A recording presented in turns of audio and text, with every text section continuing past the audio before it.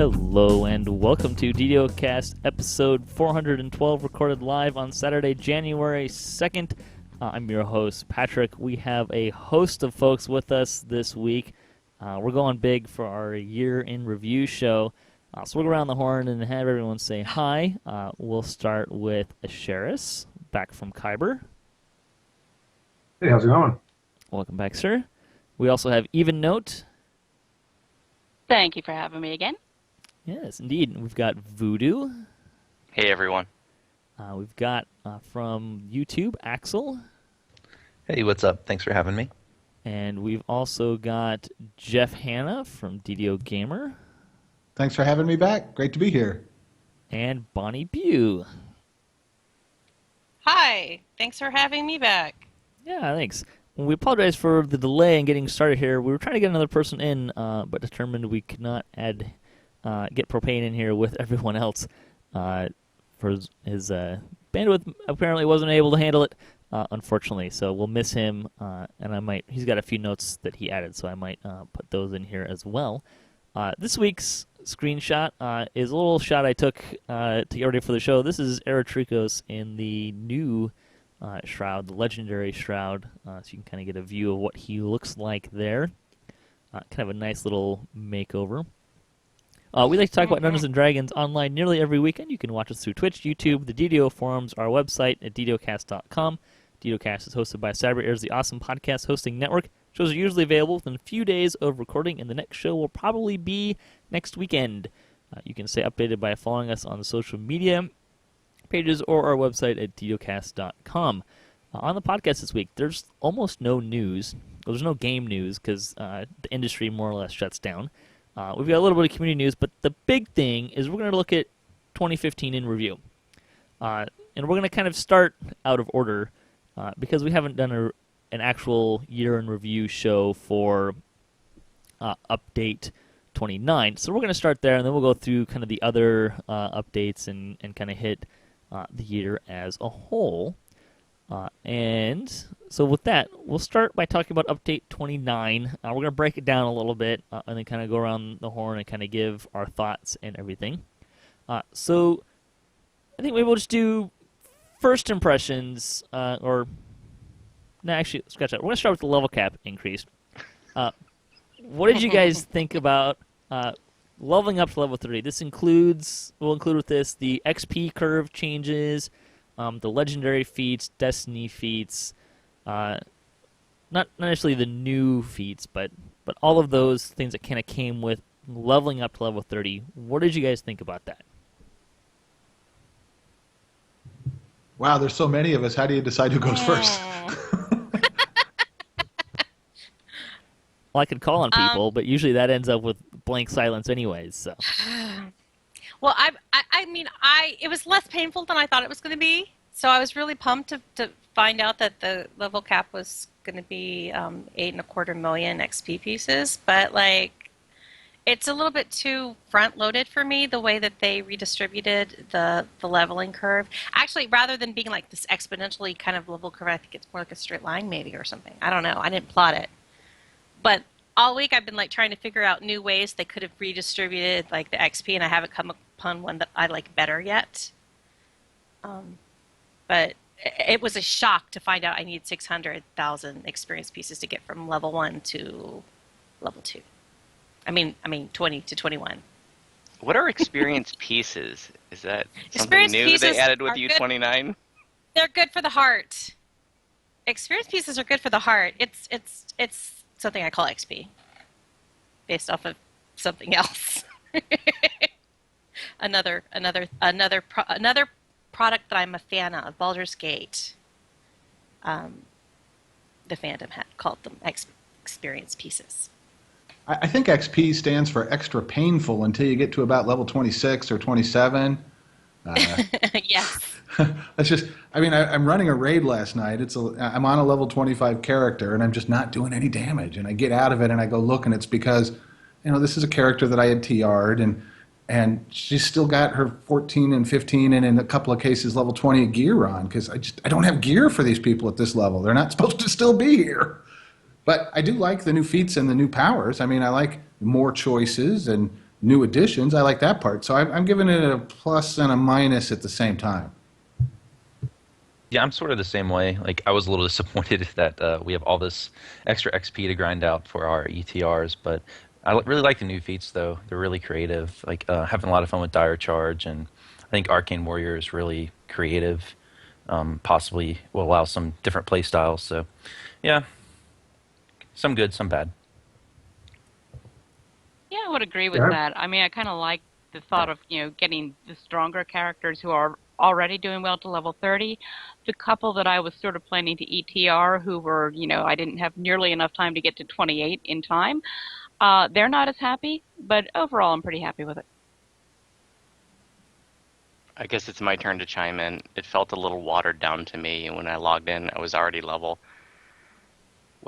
halfway to the level 29 because of the way they redistributed experience. And before I knew it, I was 30, and it didn't even really feel like much of an accomplishment.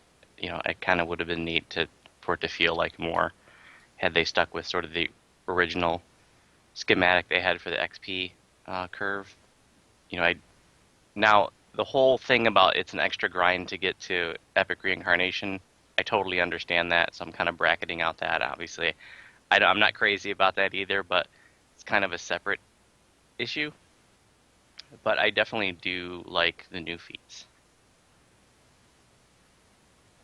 Yeah, I agree too. I think that the new feats are great. It's a nice power jump for pretty much any class or any build out there, which I really enjoy. I didn't have a hard time getting to 30 on any of my characters. I like that you get to 28 a little bit earlier. I think we've got a temporary issue with loot. I think the random loot, which I know we're going to talk about later, will help with the loot issues you have from 20 to 25. I mean, because a lot of folks were looking for their CITW or their giant hole gear to really help them through their ETRs, and now that stuff is a lot further away for them. But I think once we grind out some good loot gem stuff, you'll feel better about that part. Yeah, I think I definitely didn't notice the extra XP going from 28 to 30. And even I did have one character that I started around 22 or so. Like, I got him just enough XP to get to 22 based on the old curve, and then the update went so that I had to go the rest of the way. And it didn't feel like that much extra effort. Probably because by the time I got to around where the old cap was for 28, or the old XP cap was, I started really getting into doing the raids and the new legendary stuff, and that went pretty quick. And I thought the XP in the legendary raids, I think, will help with that a lot, because the XP was pretty hearty and pretty appropriate, I thought. It's huge. Yeah, it's great. It's like base XP for legendary shroud is like 110,000 on hard. I did a double take the first time I completed legendary shroud. I was like, Yeah. what? And that doesn't. Same here. After that first night Same of here. raiding, I was like, oh, I'm 30. Yeah. When did that happen? And I don't think Yeah. that doesn't even include the bonus XP you can get, plus the, like, every altar is progressively more XP, so there's probably like 150,000 XP just in that. So the XP didn't really strike me as too much. I haven't done a character from 20 to 21, which is the part that I'm kind of really more dreading than the other end of the spectrum. 'Cause it kind of, you need a little bit more XP later, but it feels like you can get through it a little faster anyways. So it's kind of the way that it works, I guess. As far as the needing more XP for to Epic Reincarnate, I would say that I'm certainly I like having to get less XP to do that, but they were also pretty clear when Epic Reincarnation came out that when level 30 hits, you'll have to go all the way up to level 30. Like that was day one. That was there, and the other kind of on the other side of it is like they didn't just expand the XP curve up. So, in one way of thinking, we only have to get another 1.5 million, as opposed to having to get all the way up to another 1.5 million on top of that if the curve would have just progressed the way that it was. So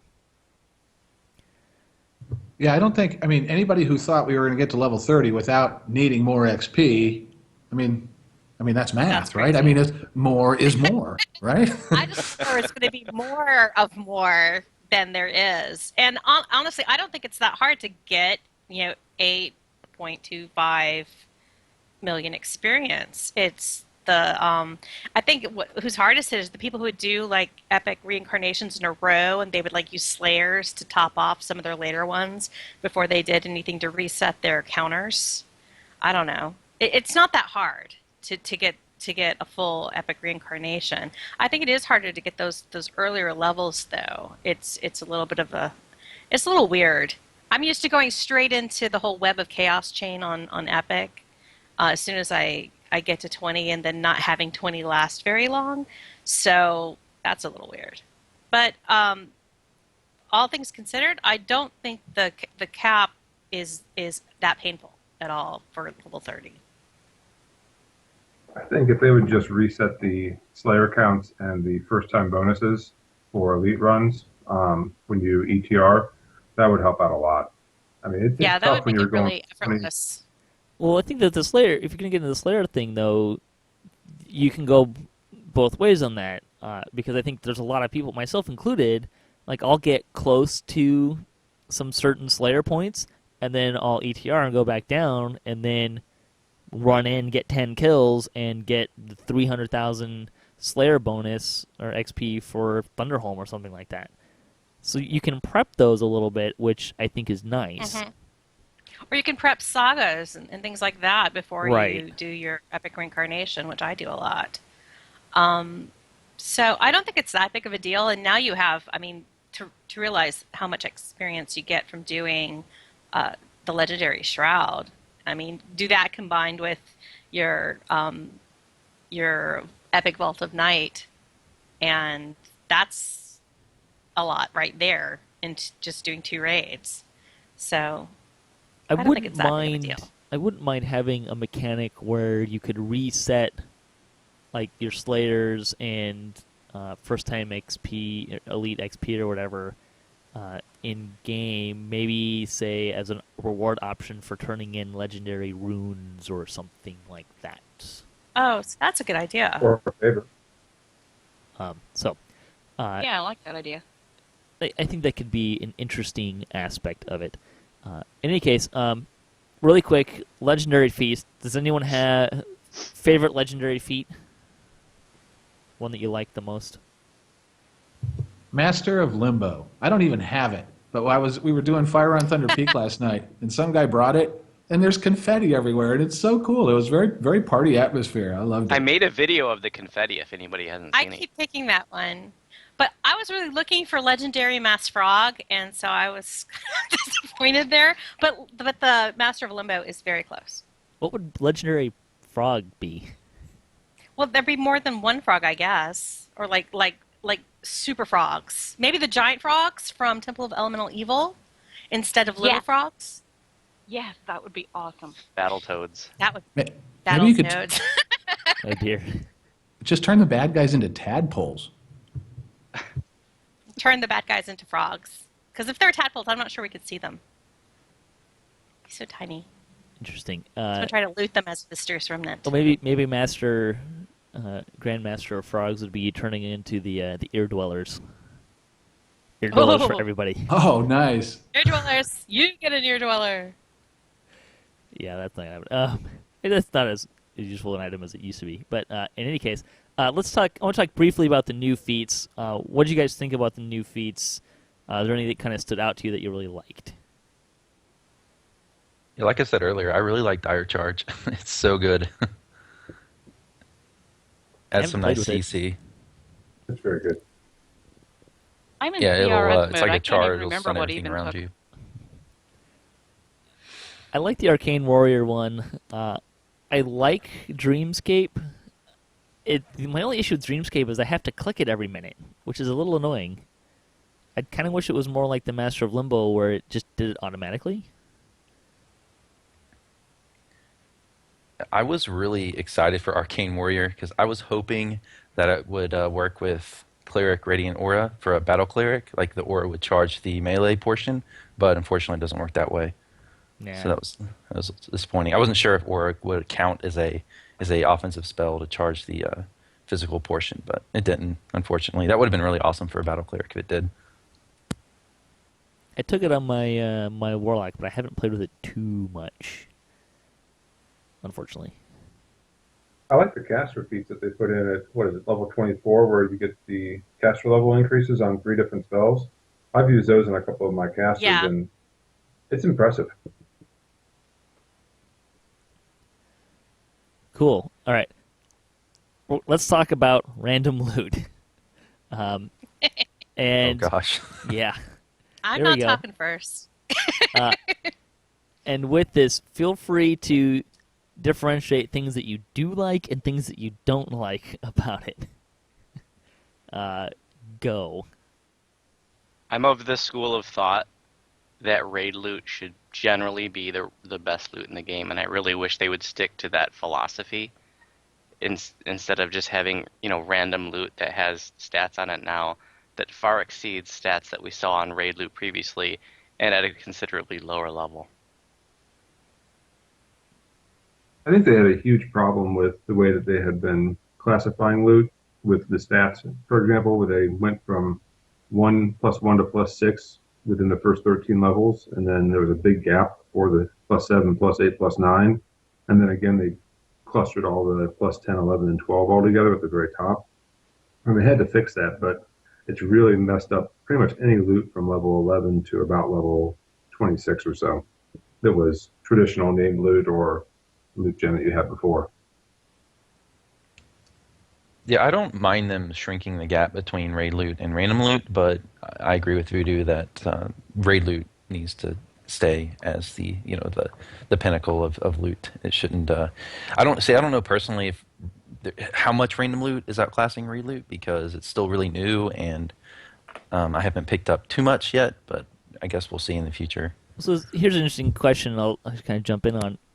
Is random loot really better than the raid loot, particularly with those stat bonuses? Because I've kind of gone back and forth on that a little bit myself.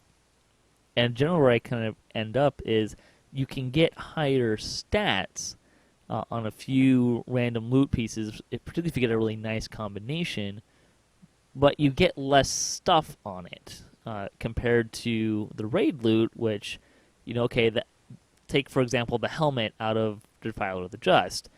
It's Constitution 12, which you can get a higher Constitution bonus than that, but that helmet also has melee and range power and sheltering and some slots and more stuff on it.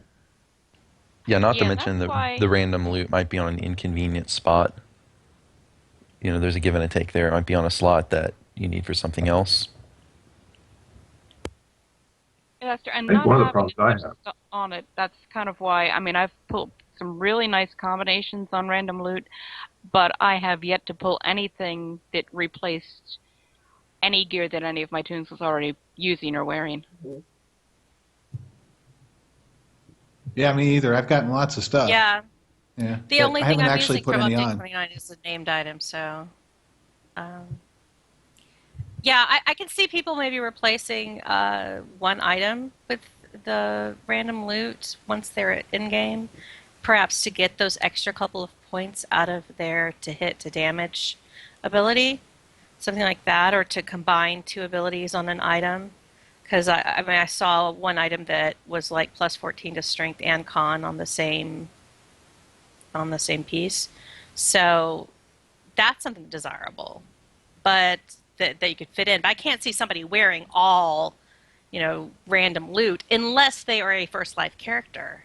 And I think that's pretty much what this new randomized loot system is it's a real leg up for people on their first life characters or for new players who are entering the game and haven't had an opportunity to run raids or do the work to get up ingredients to get all the fancy named items or to have the lucky pulls.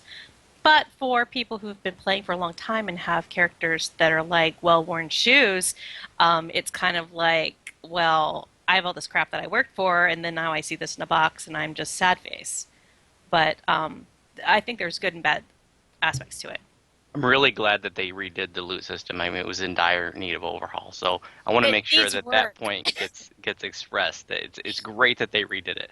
I'm not really Yes. happy with how it rolled out. So one of the things I want to say about, Patrick said, well, Raid Loot has a bunch of other goodies on it, and you're absolutely right, it does. But is everybody going to benefit from those? In fact, I think a lot of people that are going to wear that piece of Raid Loot aren't necessarily interested in all the stats on it. When I look at a piece of Raid Loot, a lot of times there's just one or two things that I'm really interested on there, and the rest of it is just sort of, it's a little bonus. It's really just one or two things that I wanted, and now I can pretty much get one or two stats in any combination I want on any piece of gear I want almost. There are And some again, more with there a are higher more stat. limitations now than there were with that. But There are some limitations. Yeah, I agree with what you're saying there because most of the raid that I have, there's a lot of redundancy, or there are only 2 or 3 things I want anyways. And right now, there's some things you can only get on raid loot, or I'm sorry, on the loot gen stuff, because they put some new effects in there, and the name loot just hasn't come out yet. So we might be looking at a incomplete system from that perspective. But when I'm gearing up, I'm looking at freeing up 2 or 3 slots for random loot gen on my characters that have pretty much every item from Mark of Death and Doge, and I'm also trying to find some slots for a couple of Shroud items as well, though. So it's a bit of a challenge right now. I'm in the same boat. Like my main tunes have everything from all the raids, and I will be replacing 2 or 3 items with random gen. I have a real hard time talking about the new loot, to be honest with you, because I like to be positive, and I really am down on the new loot. And I don't want to just rant, but I'm just really disappointed in it. And, to hit my highlight. But having said that, at the end, there's actually a happy ending to this sad tale of woe. So, it's tough for me to get into just because of the negativity involved. I really think that there should never be a first level Vorpal. I really think they dropped a lot of the more interesting weapon prefixes and suffixes. Mm-hmm. They're just gone. I think it's full of bugs. Half of the loot doesn't even, the name doesn't show up in the title. The effects don't show up where they're supposed to. There's like 3 different effects that are all named Reconstruction, and 2 of them aren't. It's just. The names are really bad. Yeah, and not to mention, well, I think in some cases they're delightful. Literally, it's kind of. And in some cases, they're definitely not. Well, yes, Sometimes they're dire. Well, and and causing lag and stuff. And some of this, it's like, it seems to me that if you're going to generate a whole new loot system, that you generate one example of every piece of loot and make sure it really works, or at least works a little bit, or you can put it on, or it doesn't. Anyway. Setting aside from the ranty parts, and there are a lot of ranty parts. I have way more. I've written articles about it, but this isn't the time for that. But the good But part. you mentioned one thing. Okay, Yeah, go ahead. But I ahead. have a good part. I want to say that too, so I don't come across as just the negative guy. Go ahead. All right, I'll go fast. I promise. Okay. In spite of how much I dislike the new loot and feel it was unnecessary, my guild is constantly linking stuff. Hey, look at this thing I found. Every time we go into a chest, everybody's going through it. Hey, I got this. I got that. It's fun. That is So a fun and It is. cool portion. I'll give you that for sure. Yeah. So it sucks That's true. hard, but it's tons of fun. So anyway, have to there you read go. your That's end my list opinion. now. But you also pick your end mentioned reward, something that was. Well, I liked How long- Bonnie's point too about the first life characters. And so, I've got a free-to-play alt that I play on a semi-regular basis. When I'm not playing my 18 VIP tunes on Solanas. And I'm looking at some of the stuff she's not leveled up high enough to use yet, but I'm thinking maybe I should be banking some of this stuff for her because she's not going to, in all likelihood, be running a lot of this. She's a free-to-play alt. But she is slowly leveling up, and some of this stuff is probably going to be as good as she'll ever get. So, yeah, it's important to, not everybody is going to have the packs and run the raids, like Bonnie said. There's at least a small niche market out there who is going to, really get a lot of benefit out of the new loot system. I can't remember how long it's been since someone traded a non-named item in a chest, or there was any interest in that, or the auction house or the shard exchange. Both of those are a lot more hopping now too. I look at Right. them every time I log in. And we were kind of lamenting about that, about so many bound to count things kind of killing the auction house action, and the random loot has definitely kind of stoked those fires a little bit. But I like the part that there was. Geoff made a good point about, we have our new randomized loot system, but there are things that have been part of the randomized loot system in the past that just go away. It seems like forever that were actually good. And I mean, my favorite thing was the invisibility cookies we used to be able to get, because I actually used those and things like that. Different effects and things that have existed before, and I do miss some of those things. So I sometimes wish that when they revised the randomized loot, that they didn't, throw out the baby with the bathwater and then just give us a new set of things, but have a combination of melding these things together. But I guess maybe the code's all different. I want to be a little clear for the listeners, though, that clickies are not something that went away with this update, with this No, change they of didn't random go loot. with That's this something that update. was a long time ago. That went away with another update a long time ago. I think where I kind of land with the whole random loot thing is it's a solid first step. It's kind of where I keep coming back to. In general, I'm not finding gear that I'm gonna go through and throw out all of my raid gear and my named item gear. Maybe there's one or two characters or one or two items on a character that I'm like, oh, if I can get that combination, this would be great for such and such character. And I'll probably want to try and get that into my gear set. And I think that when you're talking about random loot, I'm okay with that.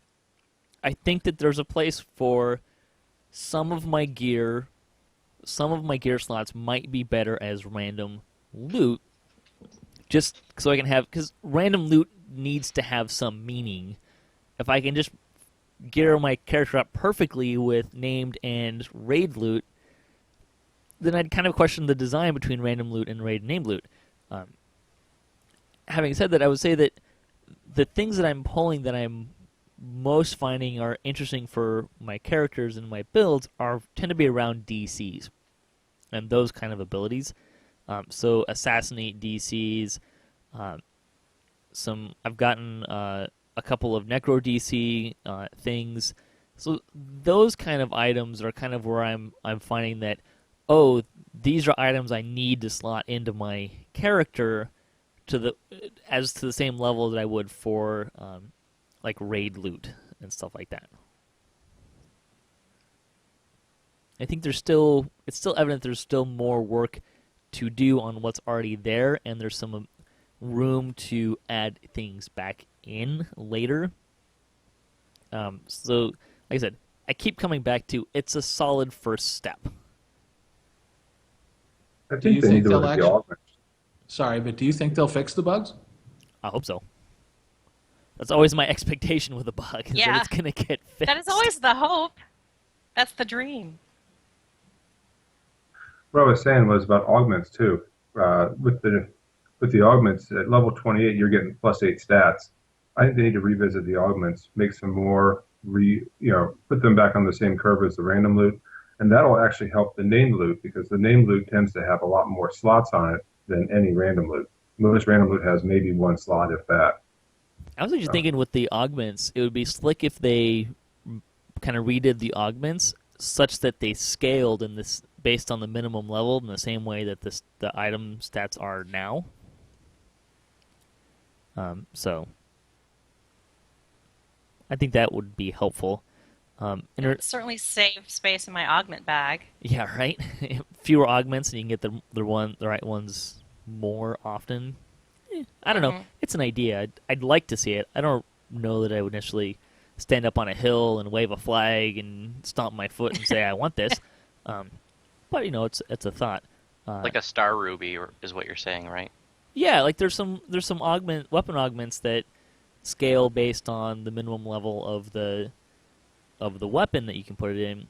What I'm thinking is like those stat augments is like if they scaled on the same manner that the random loot is now scaling on, I think that could be a good benefit.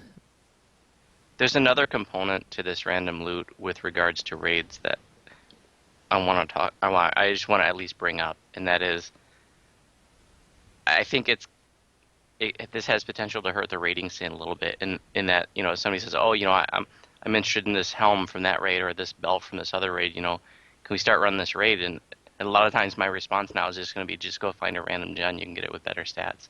So there's no need to try to get that piece of raid loot. Why am I going to grind out 30 Phlogistons now to get plus 22, percent to my crit chance when I can just find it on random loot now? Or plus 6 to a school DC when I can just find that on random loot now. It really takes away the incentive to run raids to get loot. I totally get that. I would say in response to that, though, one, the thing that you meant, like the Thunderhorn raids that you mentioned specifically, those have been out for, what, 2.5 years? Maybe almost 3? And that's about what I expect out of a normal lifespan of a raid. Like, there's plenty of raids that we don't run anymore for the loot because there's newer, better raids, which is part of the game, and I want newer raids and more gear to like, I kind of want that progression. The other thing is, like, I totally understand, though, what you're saying. Like, some of these items you can get better on random loot gen, but I don't think that's all of them either. Like, there's still, even if it's just like consolidating the slots, you can get more effects that can be beneficial for certain characters on some of that raid loot. Can we think of an example of a piece of raid loot where there's some sort of stat on it where it's like, this is the highest you can get? But no, see, what I'm saying is you're still talking about stats specifically, which I get, and I totally understand, and I don't disagree with. That yes, you can get higher stat items on most of the random loot now than you can from the current raid loot. So I get that, but what I'm saying is I don't think that's true of most other things. There's still a lot of raid loot that that the best you can find is still on raid loot, or at least you're getting. If you want to do it random, get the same stuff in random loot, you could find better, but it's going to take you 3 slots instead of 1 slot that's only marginally behind any of those points. Well, let's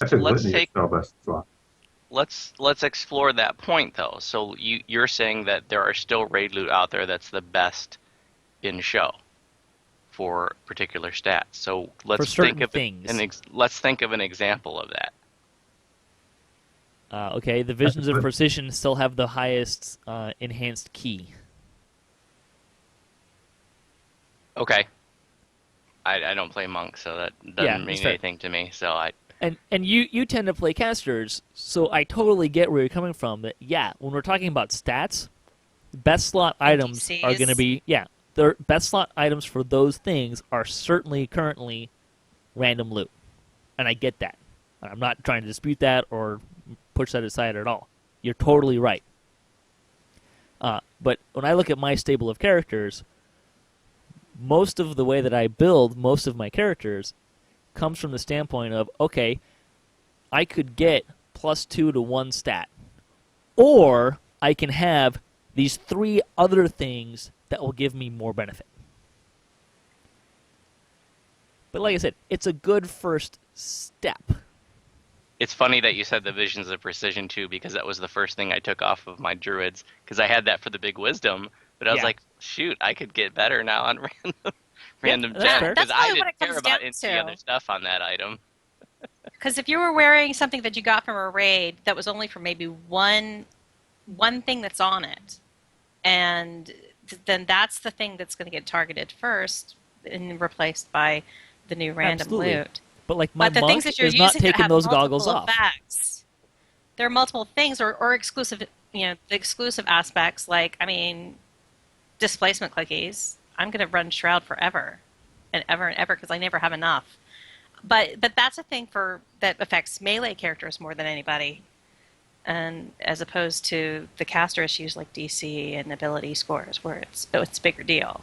But like, say, unless I looted an item that had +2 assassinate and +2 double strike on the same item, I don't think I would use necessarily a random piece over a named item on my rogue. So it's situational, I think.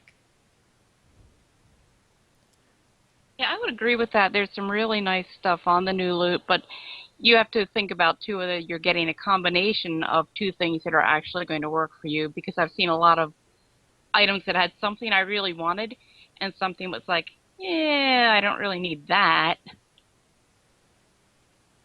I like that you can double stuff up, but I haven't found it as useful as I thought I would. You know, like I found a cloak that's poison resistance of insightful poison resistance, so I can get like, 60 points of poison resistance. But I haven't found a use for it yet. But I mean, it looks cool. I'm afraid to part with it yet. Now, Propane, even though he's not with us, he made a good point too that he can foresee a lot of hot swapping of gear for little specific situations with specific boosts, like the few items you can get that have like the extra light resistance and stuff like that. Yeah, I personally am having a lot of inventory issues now because I get all this new loot and I don't want to throw any of it away because I'm not sure what I'm going to use and what I'm not going to use yet. So Which is good from a design standpoint because it means you're having to make choices. Yeah, I think it might introduce some more storage issues with players, though, possibly. Because players don't have DDO storage hoarder. issues I now. had But yeah, I'm storage kind of a issues to hoarder begin with. myself. Like my inventory is a mess. It always is. So maybe that's just me. No, I'm like that too. Then the other thing, of course, is they've got to fix being able to deconstruct this stuff for crafting, because I still like doing crafting stuff, or at least leveling characters who haven't capped, and it's just selling off trash stuff that I don't want. Just it breaks my heart. I'm I guessing want that's to coming in deconstruct patch things. 1. They said they were hoping for the Caneth crashing. Yeah. That's patch 1. kind of where I also But come the back thing in is- for the first step. I'm holding on to some stuff in the way, wishing for that, but then my inventory fills up, and then I have to sell because I'm running out of space to just store stuff to deconstruct later once they fix it. That's fair. the only other thing that I don't like about it right now. I want to move on to other stuff because I know this is kind of the hot topic, so I wanted to spend a little extra time on it. But before as we move on, and as I turn this, I do want to point out that one of the things that they are saying with this new system is it will help create new named items that they can use, because there's some work done on kind of the back end, so that they can use this new technology or improved technology to increase that named loot and that kind of the raid loot and stuff. So I'm hoping that one of the things I'm hoping to see, and I'm betting Voodoo is as well, because we were talking about this, that this will help kind of as we get more new named loot, new raid items, that some of that stuff we will see kind of bring up to that current standard. But that makes me kind of feel even sadder for old name loot, like the epic level 20. I mean, it goes. name loot. It's always been the way that you're always replacing loot as the game continues to progress. I totally agree with that You sentiment. kind of got to keep that in mind. So, having said that, I certainly understand people who have ground out those 30 flogs to get that weapon, and now you can find it better on a random loot. I get it. Now, at the same time, I'm going to say that I stopped farming those because I was banking on that down the road. But in any case, I want to talk about the new quests, and I want to kind of try and go somewhat quick through these, but I wanted to give each one a little bit of time. So we'll do a quest and just kind of go around the horn. Start with Curse the Sky. What do you guys think of Curse the Sky? 2 thumbs up. All new stuff in there. Yeah. That's my favorite part, is new stuff, and it's actually all new. Yay. It's a fun quest. I thought it was really pretty, especially beginning when you walk through the forest. The one thing I thought was kind of funny though was the all the horns. It sounds like the like Vooduspyce, like the soccer arena horns. World Cup. That got a little annoying, but that's kind of a minor. I'm not very sorry minor that gripe. got changed. Yeah. I thought I actually haven't run it since they changed it, but yeah, I'm glad they did change that. But other than that, it's really cool going through a castle, the castle siege thing. It's a pretty good quest. Not bad. Yeah, I liked it. It's new stuff. It's fun, and it really is visually striking. I like it. I went in there on Legendary Elite and I soloed it on my Warlock, no problem. Went in there with my flagship tune, Ginger Spice, my pride and joy. Literally couldn't complete the quest because those damn Abishai are like immune to every kind of damage that I do. So that was very disheartening, but I do enjoy the quest. Yeah, I like the quest too. I think it's a good challenge on Elite. Medium length, some new stuff, combining puzzles, optional areas, some different mobs. It was great. My only issue with the quest is I am so done with Abishai for this year. Yeah. Yeah. Got a lot of Abishai. Why do I they like sound slots like? better. Why do they sound like cow in a can? They sound like distressed cows. They totally They moo do. all the time. It's so weird. I've worked on do. farms. I know But what they've been distressed like that cows since sound like. Chronoscope. I'm surrounded by demons, and all I can hear is cattle. It's so bizarre. I would have liked to have seen more like tieflings or a little more variety of. I don't know. I'm just done with. Fought a lot of I'm Abishai fine this with year, more. so I'm ready to not fight Abishai, I think the which I biggest know place. the devs are aware of. Yeah, I think the biggest place I want to see more variety is in the puzzles. It seems like every quest is a tile puzzle, like every time. It was in the past few updates. This quest and also Creeping Death. I'm surprised we haven't seen more mirror puzzles. There's so many different types of puzzles. I want to see something, something else. Like, Careful, they're gonna put a Rubik's Cube in there. But then we'll never Oh, get God. it done. hey, let's do it. That'd be awesome. I'm up for it. I love puzzles. I just Be want to see more interesting. variety there. I suck at it's like the one thing I'd probably suck at in terms of puzzles. Okay, Creeping Death. Legendary water. Love. Love it, love it, love it. Love Oh, it. come on. Oh, come on. I don't It's have like any. it's like they pulled the players for the most irritating monsters there are, forgot air elementals, and put everything else together, as many as possible, over and over again. It's crazy. I don't know why I love it because there's so many things in that quest there are things that I usually hate about quests that would be wrong, but somehow you put it together, and maybe I'm just like lured by the gelatinous cube with a cobalt inside. But I love that mechanism. I really That was love That is this freaking quest. awesome. I love like the quest. I like have the fun. cube. The portions where you're trying to get the cube to hit the sigils.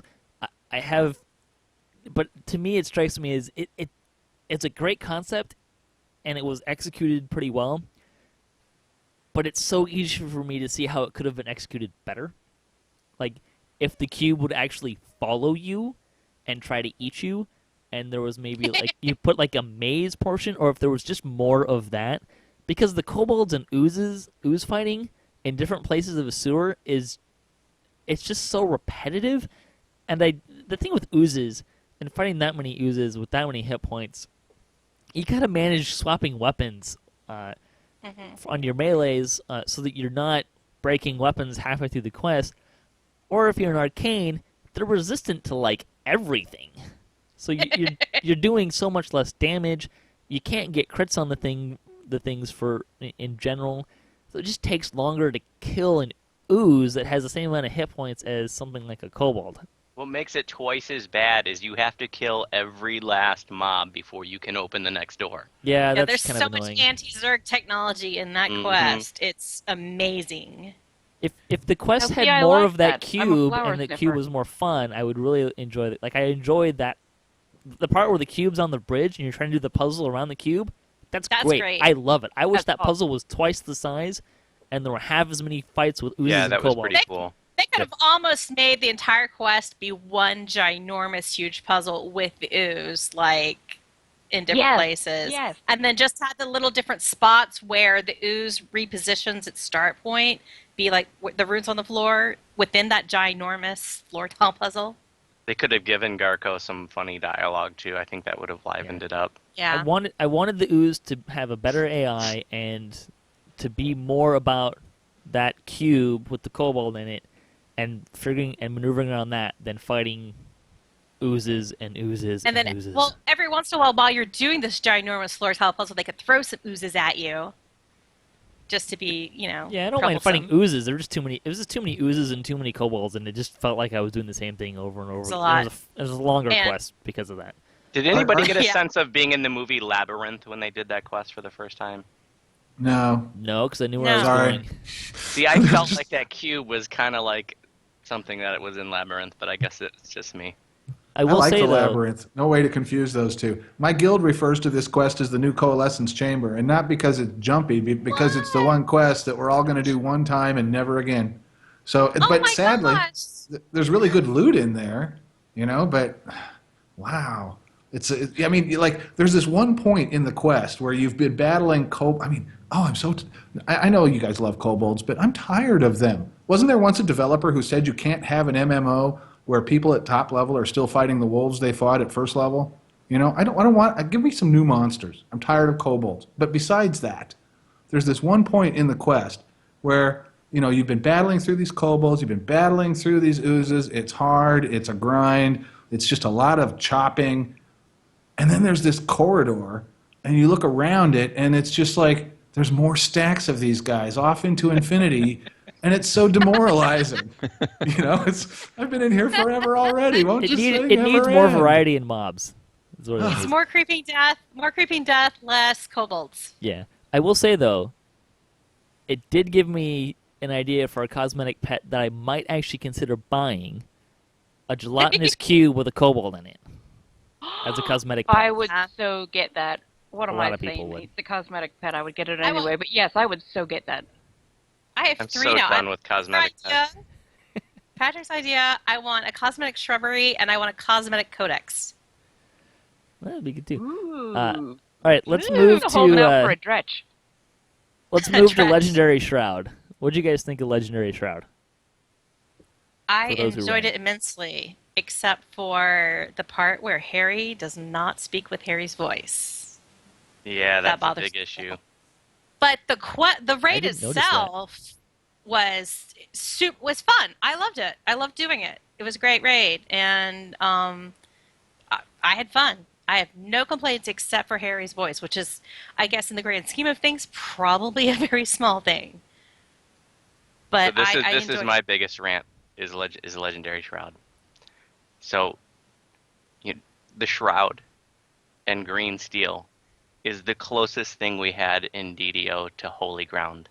Everybody loved Shroud. It was like the best raid in the game. We have lots of fond memories of it. Green Steel, I've said before, when you're TRing, it's like one of the most gratuitous things to be able to put your Green Steel on at level 11 and 12.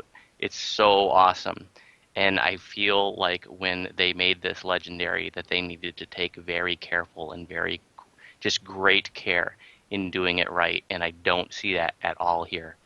What we have is basically a rehash of part 1 through 4, and then, which I would have been fine with if there was some, legendary epic final fight, but we don't have that. We fight some waves of mobs and we fight a book, and that is just so anticlimactic for legendary Shroud. And the Green Steel, a lot of it just seems like they just doubled what we had.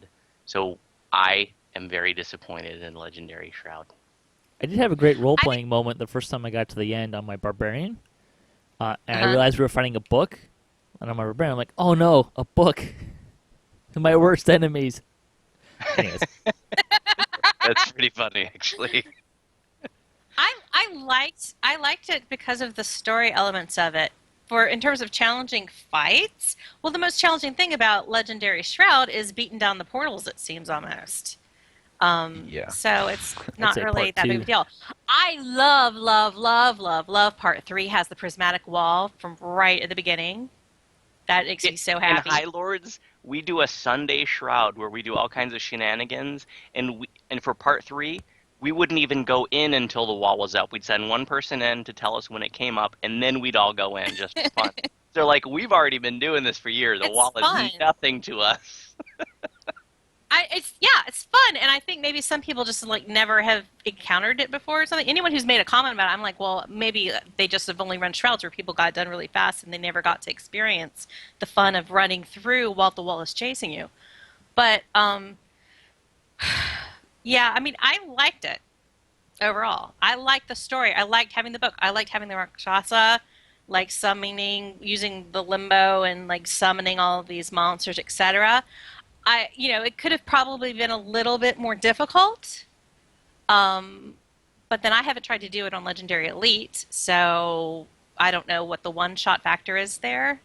But yeah, the hardest thing probably is beating down portals right now, which is not the case for the heroic version. And I think of Legendary Greensteel as being a separate kind of issue than the raid itself. It's like I don't wrap in the Legendary Greensteel, which I'm not 100% thrilled about, because I don't think it's scaled quite as high as it maybe should be for being what it's supposed to represent. But the raid itself, I love. Alex and Ash. Yeah, I think Bonnie mentioned it. The only my major complaint was the hit points. I just don't see the point of the portals and even the Red Name Mobs Part 2 having that many hit points. It doesn't, for me, it doesn't make it more challenging. It just makes it unnecessarily long. So I'd like to see a little reduction there. But overall, it's okay. I mean, I love the Shroud. It was my favorite raid back when Cap was 20, so I'm going to run it regardless. As far as the legendary Greensteel crafting, until I get a tier 3 weapon made, I'm not really going to be able to give an opinion on it. I'm still not very clear on where the power level's at and if it's appropriate. Yeah, I liked it a lot. Portal part is boring. I wish they would lessen the hit points and make it tougher. Maybe have the Portal Keeper spawn faster. It's something that requires the party to split up and do more things in that part because it does become very monotonous. Part 2 and 3 are fine. I like the changes with the wall. Harry's way too weak in part 4. I know I haven't run on Elite, but on Hard, he's going down in one round, and nobody has a lot of the newer gear yet, so that shouldn't be the case. I think Harry needs to be more legendary. The end fight, it needs something. I'm not sure what. Maybe the stuff spawning simultaneously rather than one at a time from the different corners. It doesn't feel hectic enough or scary enough, and we haven't wiped yet. And run hard runs like crazy. And to me, if it's legendary and we're kind of new to it, there should be more of that. When you finish Heroic Shroud, there's a portal that comes up in the end, and I always envisioned that when it went legendary or epic, that we'd go through that portal and follow Harry into his lair and fight him there, and then we'd see that little bit of story that happened after Shroud but before Tower of Despair, where he somehow we convinced him to help us or something like that. I wanted to see that part, and it just really fell flat for me.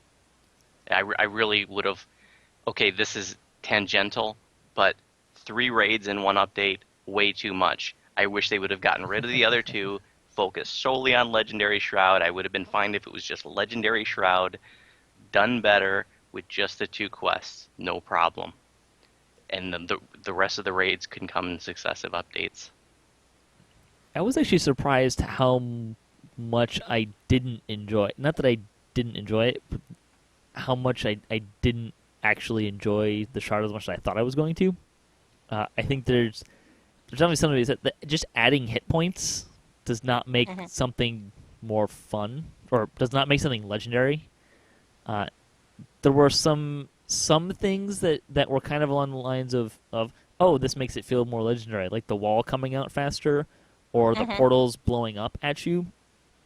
I think that's good. I would have Agreed. I would have preferred to have those portals have half as many hit points and them spawning the little blowing up portals from New Invasion on the same amount of time.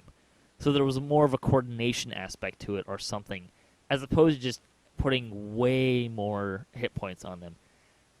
I get that they're expecting us to get more powerful in a fairly short order with getting legendary Greensteel and stuff like that, but just having the extra hit points didn't make it legendary for me. I think it really where it came down to.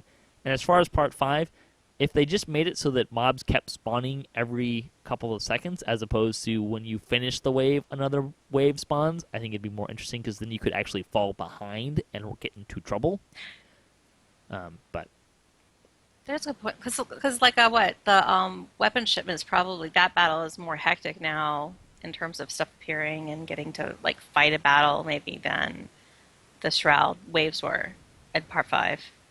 yeah, I like the story of it though, and having the different ones. But yeah, it could probably be closer together. I wish they would have things like with difficulty, the timer between things is shortened or something. So that if you did it on normal, it's one thing, and if you did it on hard, things happen a lot quicker.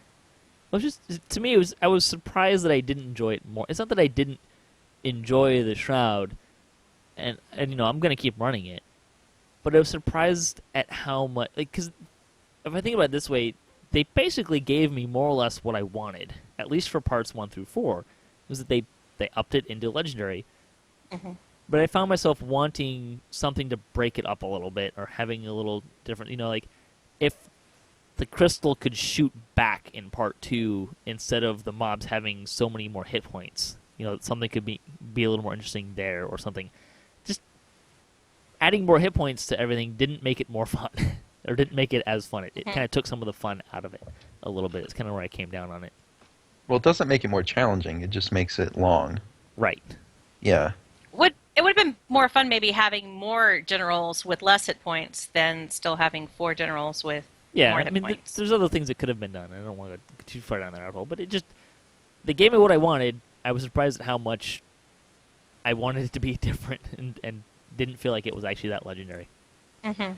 And maybe that's how they sold me, is because in doing Legendary Shroud, they didn't make it too different from Heroic Shroud, and since I am in love with Heroic Shroud, I would forgive so much than if they had come up with something completely original to represent Legendary Shroud.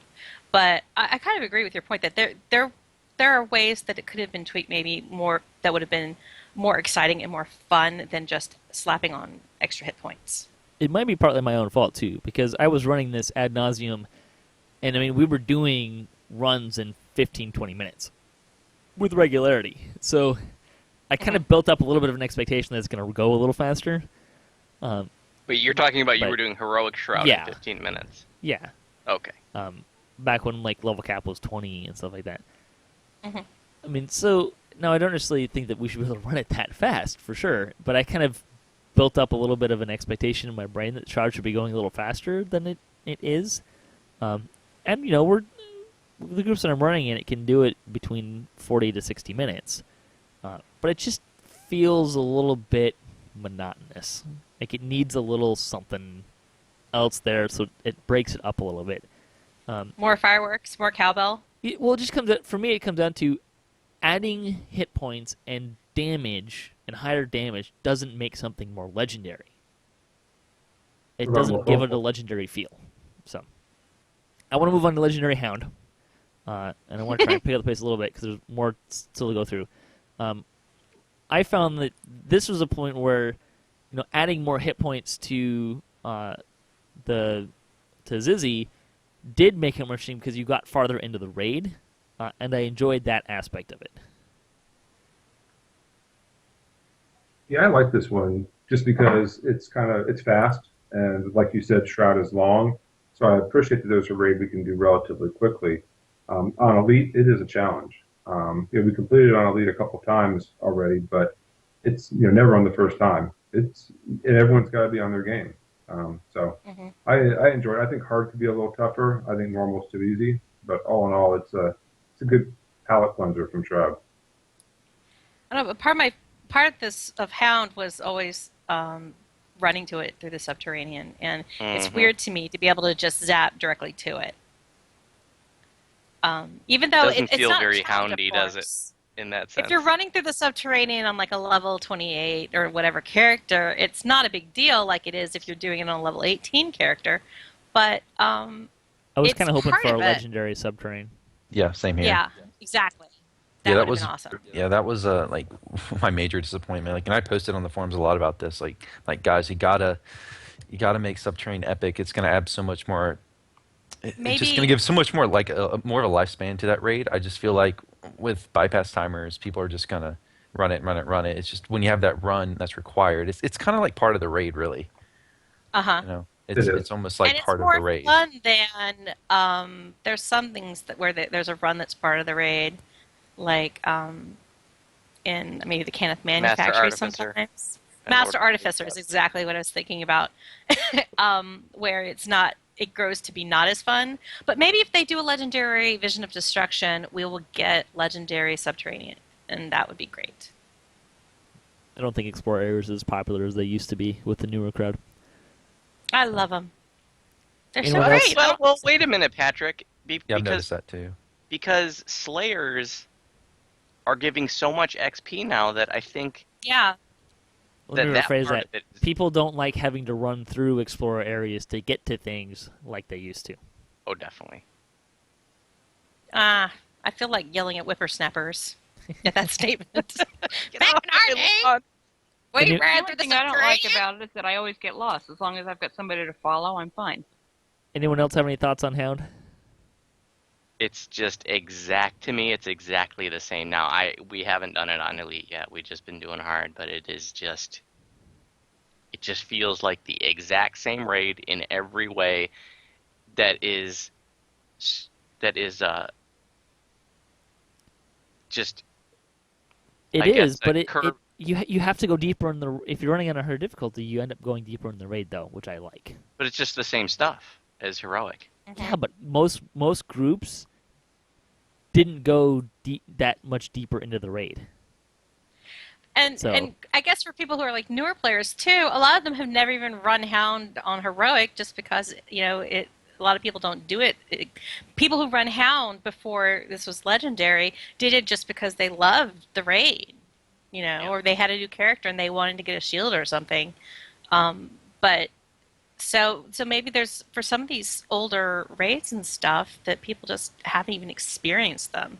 So it might be more challenging for players who are newer because they aren't used to the mechanics. They aren't used to like getting deeper into Hound and encountering so many beholders and different aspects of having to work together. So I would say of the 3 raids, this was the one that for me translated the best into legendary, based on what they did, because even though it essentially came down to more hit points and they do more damage, it actually lent itself to creating more of a dynamic and having to kind of have better tactics and do the raid more cleanly than the other ones where it just you did the same stuff, it was just took longer. Like it didn't feel like it was taking longer. It felt like you were having to do the raid better. That's where I kind of ended up with. Totally see why it worked too, because I mean it's such a time-based raid. Yes. In terms of you need to get stuff done efficiently and do it right, and that will make it less painful. And by making it definitely take longer, you bringing out those elements make it more challenging. So I can totally see why this one really, really worked. And I'll also point out that in heroics, when we were running this raid, it was you didn't leave unless you had a bard to buff the dunks at such and such point, so you only needed 4 stones. Like that was kind of the MO. Now people don't tend to care about that because they know that they're probably going to go farther into the raid and need more than 4 stones anyways. So I like that aspect of it. Legendary Tempest Spine. I loved it. It made me feel like I was a noob back in 2009 and I was running it for the first time and getting smacked around and I really like the level of difficulty. I know there's people just screaming hair on fire. Oh, I got 1 shot. I like that. Are you talking about hard or elite? I'm talking about elite. Okay. We went we went on day 1 legendary elite and we've been only doing it legendary elite since then. And our worst was like 114 deaths. Like in that first couple of days, but we're down to like a dozen deaths now. Sometimes people still get 1 shot. This is legendary elite, and I think that should happen sometimes. When we take a big raid group into a quest, there are people throwing all kinds of insta kills, hurl through hells, and we're 1-shotting those mobs occasionally. I think it's okay for us to get 1 shot once in a while. It really made. I really feel like we have to stick together and work as a team. And I like that aspect of it too. So overall, this is the one I was happiest with compared to Hound Azoria or Shroud. I do think that the Stormreaver does hit a little hard, and maybe just I'm being biased because I feel like I should be able to stand up to him, and he just does crazy amounts of damage.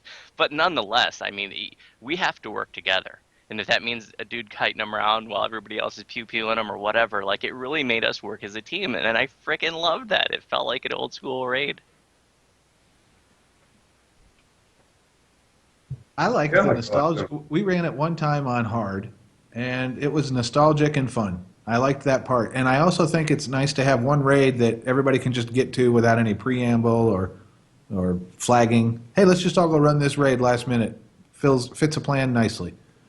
Uh, Having said all that, the theme of tonight's review of Update 29 is, it's the same old thing again, and it still is the same old thing again. So, I mean, I guess they're eventually going to epify all of the raids, and it'll be kind of cool to have all of the raids, in theory, eligible to be run again. I'll like that. But man, I am starving for some new content. I didn't realize how bad I was until I walked into to Curse the Sky, and it all but brought tears to my eyes to see new art. So. Aw. We've had a lot of new content this year, and they have said that next year they're going to Really? focus on newer content. Okay, really? Because no, the only truly new content we had this year, I thought, was the Temple of Elemental Evil. So No, took the Update 28, Archon's 27. trial was those were all totally- rehashed quests. The legendary No. raids were the only quests The that trial were. of the Archons had Those were all new new stuff in it, quests. new art. Yeah. Everything else was new. Okay, yeah, all right. I'll give I you mean, the it Archons. feels And Update similar. 28 was It's all new similar quests. stuff. Yeah, Really? I mean, yeah, there wasn't a quest I in the don't portable remember hole having- before, but it's the portable hole. Subversion? I don't It's my favorite remember quest of the having year. It was awesome. Soldier attack me, prior to Update 28. Maybe it's just that we need new monsters and tiles. I don't know. I like It's the just, monsters. It's fair. New monsters would be Fair nice. New tiles would be nice. I was excited about the slot. I was excited to Slots are see beautiful.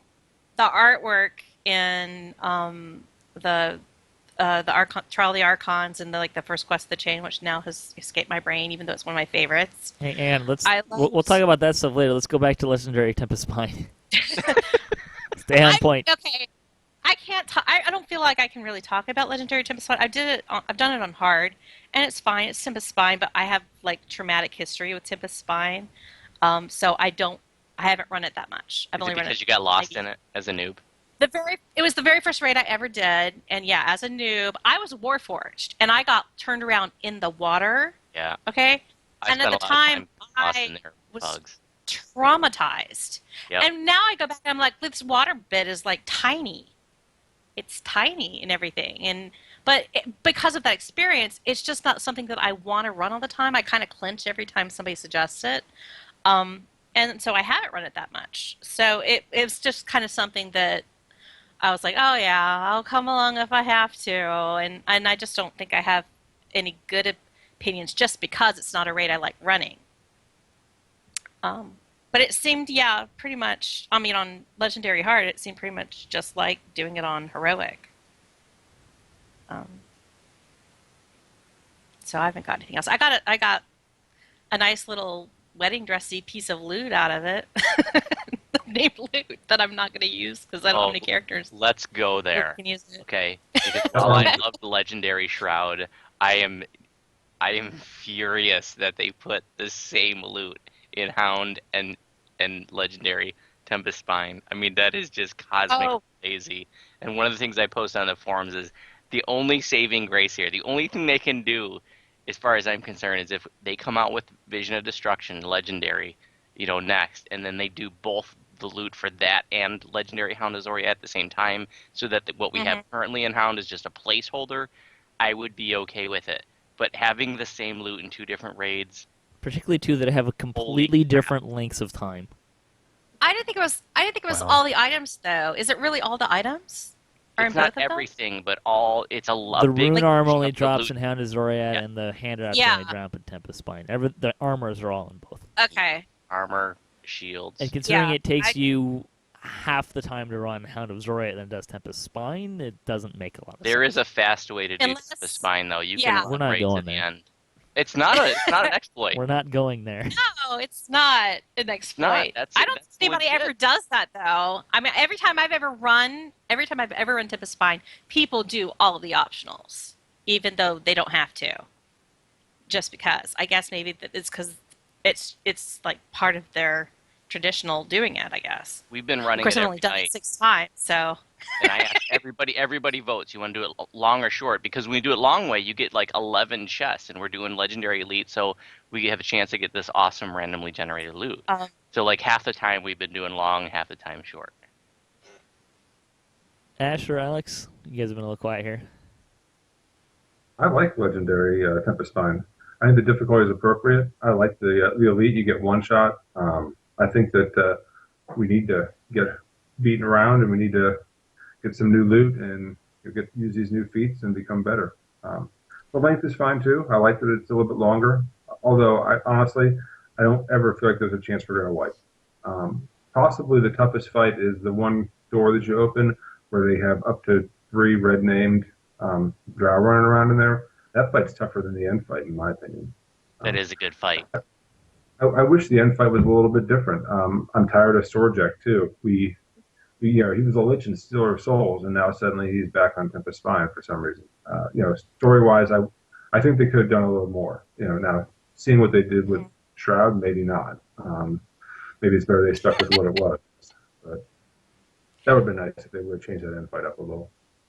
It strikes me, and I'll use this as a transition to kind of go into the thing as a whole, Update 29 as a whole. It strikes me that Update 29 was maybe a little too ambitious for the devs, and with what they were able to do, I think they did a passable job with the 3 raids and the quests, and good first step with, or a solid first step with the random loot.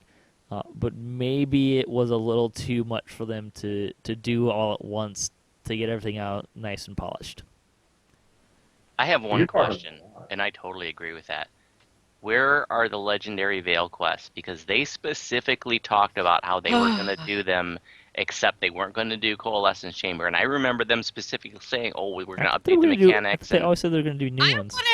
I wanted a legendary Cold Chamber too. They specifically I wanted said it all. they were going to be redoing those quests. I remember that conversation from a few months back. And where are they? But I totally agree. Way too ambitious. We didn't need 3 raids in one update. I would have been elated had we had 3 raids in back-to-back-to-back updates. That would have been insanely awesome. Instead, 3 in 1, way too much. Yeah, I agree. I wish they would have maybe split it into 2 updates or 3 updates. And I really hate that it seemed like they cut out some things just to be able to fit it all into one update. Like we mentioned earlier, I really wanted to see a epic Subterran, and also I would have loved to see a legendary Veil adventure area, explore area. Yeah, and then the old quests. I'm a little mixed on whether I wanted to see legendary versions of the older quests, but the adventure areas mainly. I really wanted to see those. One other thing about Tempest Spine is I do think it's good that that's free to play, and it exists and is available as free to play. It's a good point. Mm-hmm. Anyone else have any thoughts on Update 29? I just think that they should have separated out the random loot and the level 30 update. All that system stuff they did. I'm glad they did 3 raids at once. I like the idea of doing raid trains rather than just rerunning the same raid over and over and over again, which is what happened with Doge and what happened with Mod and what happened with Thunderholm. So I like them doing the content, but the content with all the system stuff, it was just too much, I think, for them. I think it's a good. You bring up a good point. It's nice that you have 3 raids to do, particularly when they kind of took out the existing raid bypass timers, so people aren't going to have as many bypass timers available to do that. So having more raids to do, I think, is good. So it's a nice point. All right. So what we're going to do is we're going to go through some of the other updates. We're not going to spend nearly as much time on these. We'll kind of only be talking about the updates as a whole, and how they've kind of held up throughout the year as we just kind of go back through the year and look at stuff. So we'll start with Update 25, which was the Reign of Elemental Evil.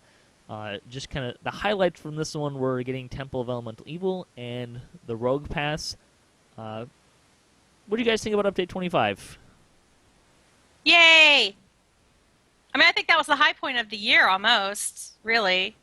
I mean, I love having Legendary Shroud now, but the Temple of Elemental Evil and getting to run that for the first time and having Will Wheaton as our dungeon master, I did all the loot stuff, and to me, it was like the high point of playing for the year for me is running through Temple of Elemental Evil a lot. Yeah, that is So I thought it was just great. so incredibly fun. All different areas, some really nice. I know maybe recycled, but some nice artwork. Got some great screenshots in there. Yeah, that is one of my favorite quests in DDO. See, I feel Oh, the other way about this. I was actually really disappointed by the temple. I found it to be extremely repetitive. I mean, if you think Creeping Death is bad, I think Temple is way worse with just all the mobs and mobs and mobs. I wish there would have been more stuff in there, like more puzzles and more interesting traps. And I don't think the weapon crafting system is held up. It seems like it's obsolete at this point. Like, why do that when you can do Thunder Forged or now Green Steel? But that's just me. I had a blast running through Temple of Elemental Evil for the first time. It was so much fun, and I haven't touched it since then. It's way too long for me to even want to step in there. It is quantity over quality. It's cool that they did something big, but they really just emphasized the quantity, and I think we lost a little bit of the quality, and that has been a dead update for me ever since week 2 that it came out. And overall is a big disappointment for me. I wish they really would have split it up a bit more. To me, it could have been like a Tangleroot sort of 6-parter versus just 2 parts. I think that would have helped with the length quite a bit, and let you run maybe different elements in part 2 individually or something. I love the end fight though, in that it's got some unique mechanics that didn't exist anywhere else with the mushrooms and her blast. So that was nice to see. And the other thing you mentioned, Patrick, was the Rogue Pass, which I really enjoy. I thought that was a huge success. It's a core class that used to really be a bear to run, but it's finally viable. You can do an assassin. The mechanic is amazing. So I kind of liked it. I'm in And a the halfling-only loot guild. system- Oops, sorry. Go ahead. You first. No, you go ahead because it's your turn. Oh, do we have turns? Well, I guess. I mean, you haven't got to talk. I've already blabbed about it, so I was just following up, whereas you haven't got to talk about it yet. Oh, I'm the fresh one. I'm in a guild of all halflings, so the Rogue Pass was really big for us. And it's now been, since update 25, I can't imagine, I don't think I've been on a quest without hearing pink, pink, pink, pink, pink, pink of somebody's heavy repeater or great crossbow. Everybody, I mean, it's just, that's what we are now. The Temple of Elemental Evil itself, when we ran it the first few times, it was great. It really was. I mean, I understand the points about the repetition and the grindiness because it's there, but it was still fun, and Will Wheaton was a great get. Totally out of the blue. I love that. Then, I don't know, within a month, I think we were done. We haven't gone back. We did have a short push to build some heroic weapons for people when we were doing TR cycles because you can still get some really nice heroic weapons in there. That's a good point. There are some. Mm-hmm. Yeah, those level 7, there's some level 7 weapons in there that rival Green Steel. Yeah, they're crazy. But in terms of, running the quest again because it's a fun one, no, it was, but the fun wore off. Boy, it sure was fun for that first month, though. I enjoyed the quest. I definitely enjoyed part 2 more than I enjoyed part 1. But the loot was not. I mean, the quest in and of itself wasn't enough to drag me in there very often. And I took one look at the loot and the crafting system and the grind that it was going to be in. Like, nope. Yep, same thing here. And to be fair, Yep, same here. to be fair, part of that was because my big goal for the year was to get through some lives on my characters and get most of my characters up to. I think earlier in the year I was going to be more ambitious, but by the time update 26 rolled around, the big goal was to get as many characters up to 36-point builds as possible.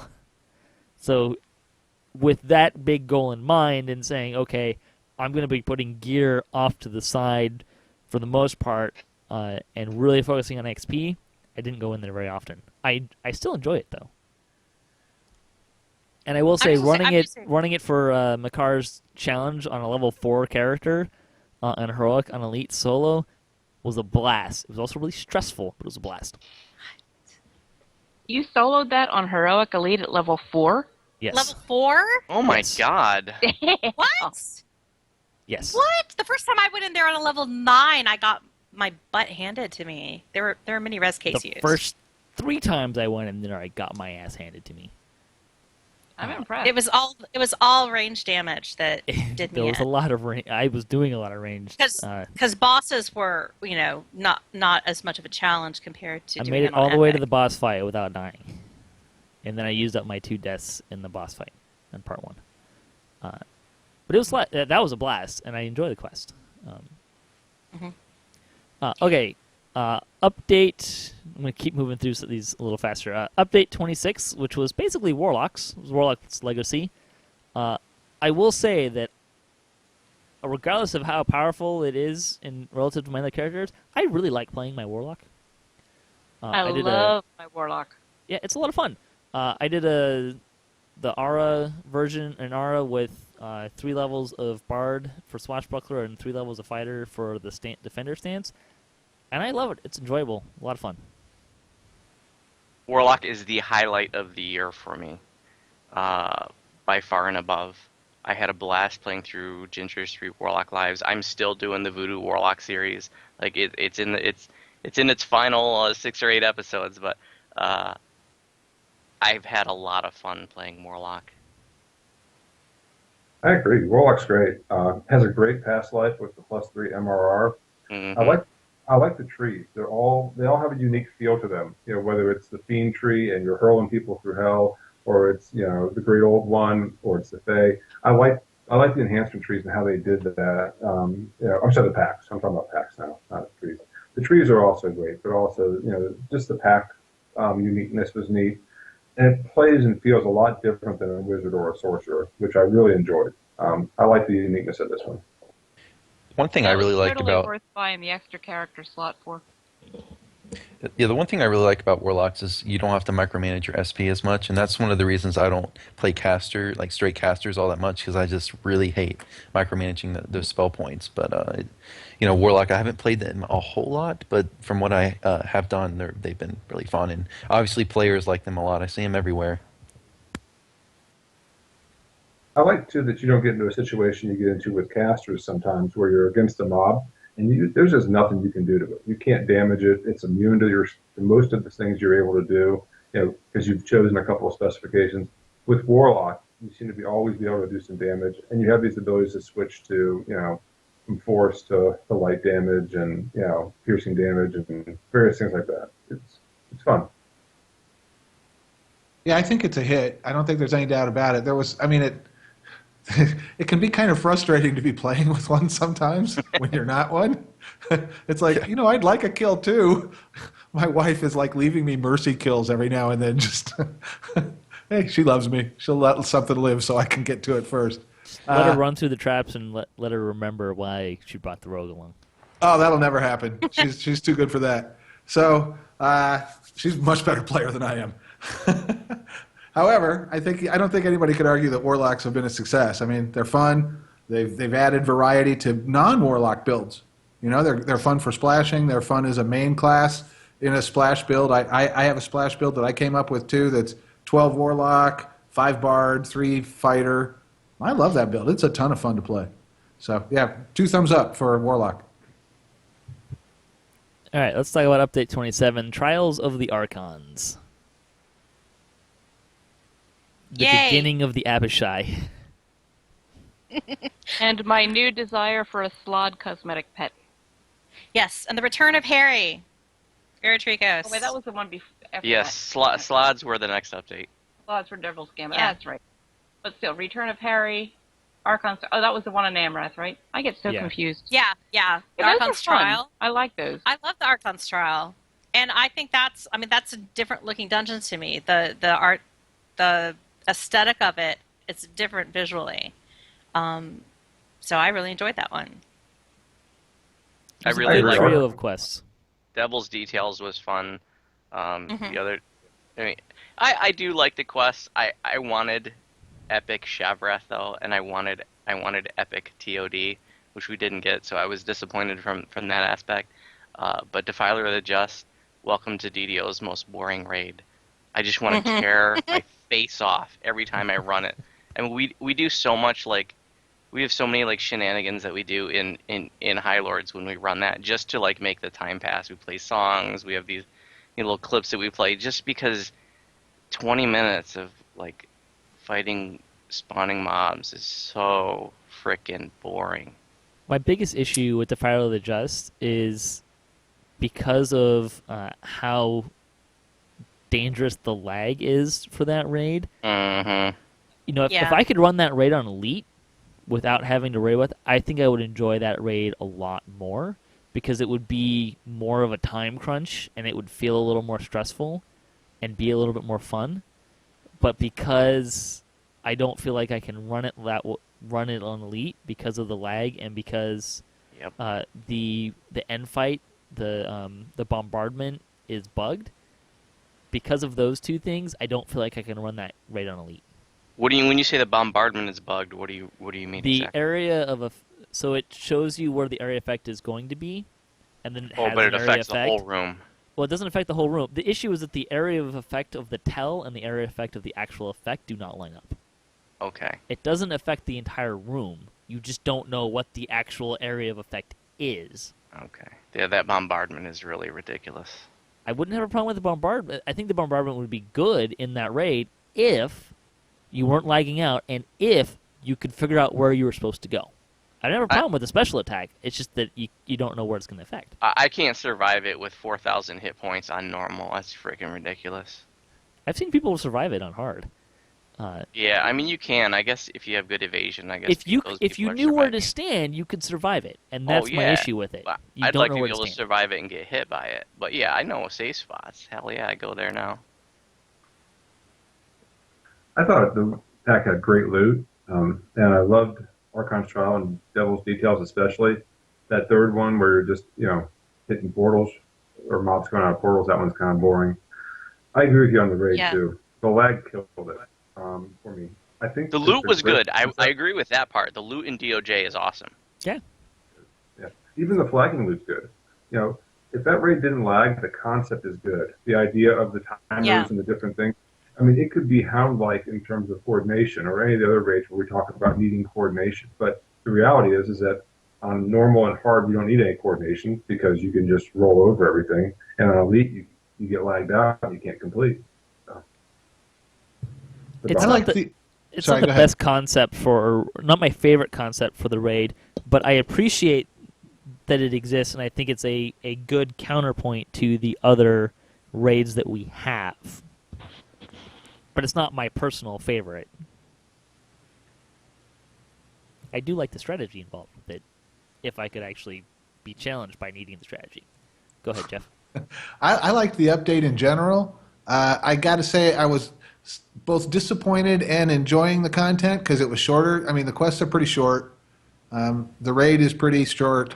And we hadn't gotten any content at all in the previous release. And it is, but there was a new monster, right? I mean, the first time we could fight an Archon, we'd seen him before, but we'd never actually, interacted with him other than as NPCs, and that was kind of cool. I love new monster models. And the Erinyes, I think, are just really cool. I like them. There's something about their look and that black armor and those red wings. Very dramatic. Yeah, I wouldn't call it dramatic. I would say something more like smoking hot. But Yeah, well, there's that too, but, Yeah. I want a cosmetic armor that has red wings. I don't know. I think it looks cool. It's a I really want a awesome look. girlfriend that has red wings. Anyway. Anyone else have anything on update 27? Yeah, the update was okay for me. I think I might have had too high of expectations going into it though, because the original Shavarath pack was so good, and there was just so much to that pack, like an adventure area, a great raid. We got all these quests that were complicated and long and had a high learning curve, and then we got this pack that had 3 short quests, which were all really straightforward in a short raid. It's okay for what it is, but I think I was just expecting more, like something more comparable to the original Shavarath pack, and we just didn't get that. I agree with that sentiment wholeheartedly. And that's Me too. it's only crazy. We didn't get a single extra area, like Slayer area, this whole year. Can you Did count we? Temple of Elemental Evil? I mean, that's a quest in itself. I mean, if you're wandering around within Plays like the quest, a Slayer area. Yeah, it it makes me plays really. like a Slayer area. Yeah, it makes me really sad that they're kind of dropping off from creating adventure areas because I feel like we're losing a lot of immersion in DDO right now. It's like even with Hound especially, I just hate that. I hate that you Yeah. teleport right to it. Like you, And I understand feel some it's players missing. complain. Yeah, like players will complain about having to run through adventure areas, like getting to quests, but you lose immersion there. Yeah, And that whole thing I of need just more of talking that. to the dude you get teleported into the quest is not working for me at all. Did we get any new public areas? No, that's No. what they were just saying. None. No, That's well, they what were I'm saying no between- Slayers, but also no Public public areas. areas. Right. Really, but between 26 to 28, They I mean, to did 29, add a lot which to is the Hall of one Heroes. area. Hall of Heroes got a lot more stuff. In any case, I want to move on to update 28, which had the Devil's Gambit. It also had the Ranger Pass, the Balance Pass, some fighter feats, as well as Night Revels. I loved Update 28.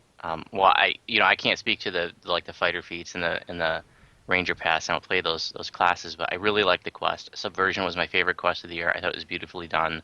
I had tons of fun the first time. I laughed out loud when I saw the D20. It was a beautiful tribute to a lot of the other quests. They did some new things, or like the illusionary crates that you have to sort of figure out and walk through. I thought that was really neat. I love that quest. Enjoyed the quest overall. Night Revels was really cool to have a new event. I had tons of fun in there. I ran that like crazy. It was really nice to have some new reward items for that, as well as the old stuff back too. And I don't really have any thoughts about the Balance Pass, but I really liked Update 28 overall. Yeah, I really like Subversion. I'm a little bit sick of it because I've been helping a friend of mine farm that for the, I forget what item he wants, but so I've run that ad infinitum. But it's still enjoyable, so that says a lot for it. And I know it's stupid. I really like the bear in Grim and Barrett. Breaking down the Yeah, doors. oh, totally. I thought that was cool. Yeah. Grim and Buried is fun because of the little things like that. The having an NPC actually, help you. That's nice. I liked the Night update, Rebels. but it felt okay. Subversion felt like an homage to all the old existing stuff, and I liked that, as opposed to the portable hole, which just felt like yet more reuse. And I understand the efficiency thing and stuff, but all right, I already made my point about wanting new content. Most of 28 did not feel like new content to me.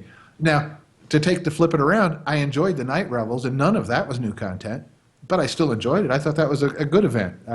Not as epic as Old Maybar, but I liked that they moved the Maybar loot onto it, so the Maybar loot didn't go away, and I thought it was a fine event.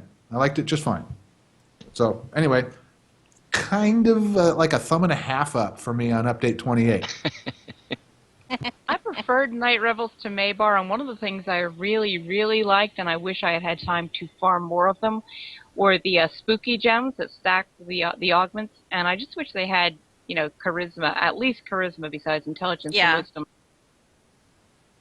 Good point. I think Charisma was missing Absolutely. too. I like I've only checked out the Tempest tree in the Ranger Pass, and I like the changes that they made there. I love the quest, except for the portable hole one, which it's just like dull. But the other three I enjoyed playing and have a lot of fun. I love Slod, so it was great to see a new monster. Of course, the red name one looks a lot more original than maybe the little minion ones do, but lots of fun with Slod. And the shrubbery that try to kill you. Love that, the infight of Grim and Barrett. It was funny. That's funny. I love it. Yes, Shrubbery are that was great. awesome. And Night Revels, see, I love Maybar, but the thing I always hate about Maybar and the thing that I hate about Night Revels is I just don't like farming stuff in a shared instance. Especially when it's something that you have to get in order to do the exclusive instance stuff. So that part just never works for me, and I usually kind of blow it off. I don't want to do it. But I like the individual quests that you could go and do once you got keys. I just didn't like farming for the keys at all. And I didn't like that about Maybar either. But I loved fighting the spectral dragon aspect of Maybar, and I really missed that. And I've said it before that if I could have an event that just had fighting the spectral dragon and fighting and doing these more of these different little altered quests, I would love doing that. I just hate farming in a shared instance.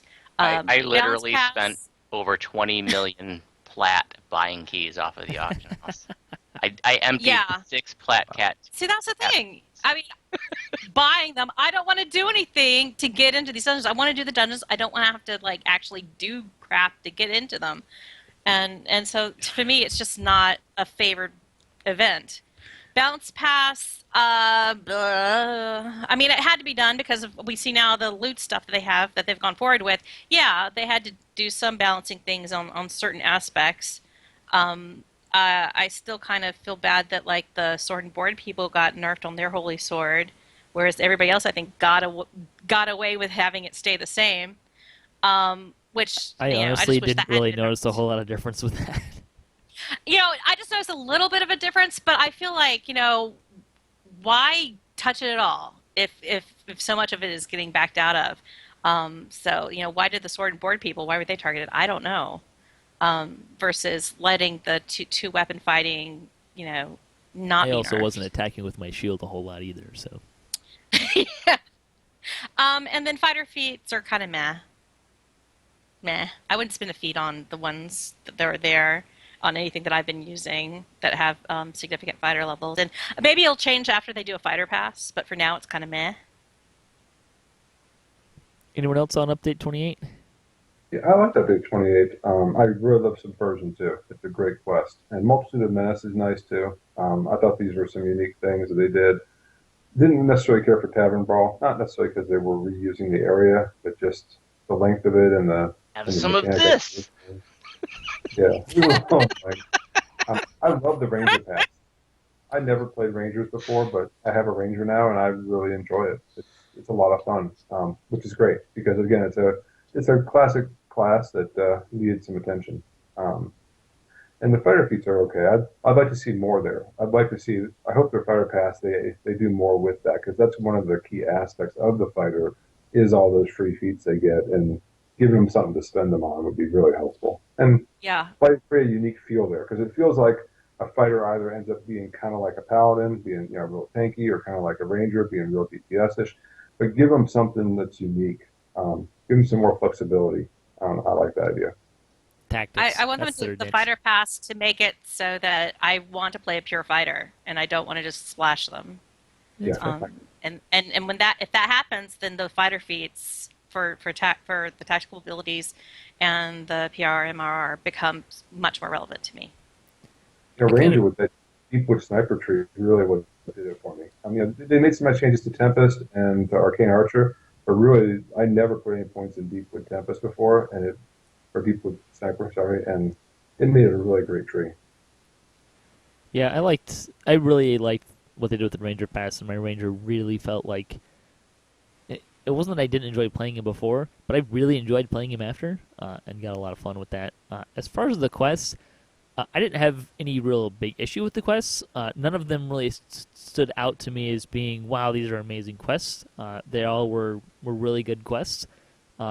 They did kind of feel like they were trying to do as much as they could with as little new stuff as they could get away with. So they reused a lot of stuff, but I felt it worked really well. I really like Night Revels. I enjoyed that a lot. I ended up doing I farmed for all of my keys and stuff, but I usually use that time. I'd kind of log in a little earlier than I might normally, and then turn the Warlock aura on and like cook dinner and do this and that. So it was kind of That's what I time should that have I done. wasn't really playing, and I wouldn't have been playing as much anyways. But I really enjoyed running the quests and stuff, and really. The Devil's Gambit quests, really the reason I didn't run those as much kind of still goes back to why I didn't run Temple of Elemental Evil as much. Really the only reason I ran Update 27 was just to flag everybody. But otherwise I was mostly just working on getting my guys leveled and as fast as possible. So that's kind of where I ended up with a lot of that stuff. let's see. We're going to move on to some things of note for the year. And feel free to bring other things into this. But some of the things I just wanted to call out that we got changed this year. Flawless Victory got changed to being per character. Bravery Streak pausing got added.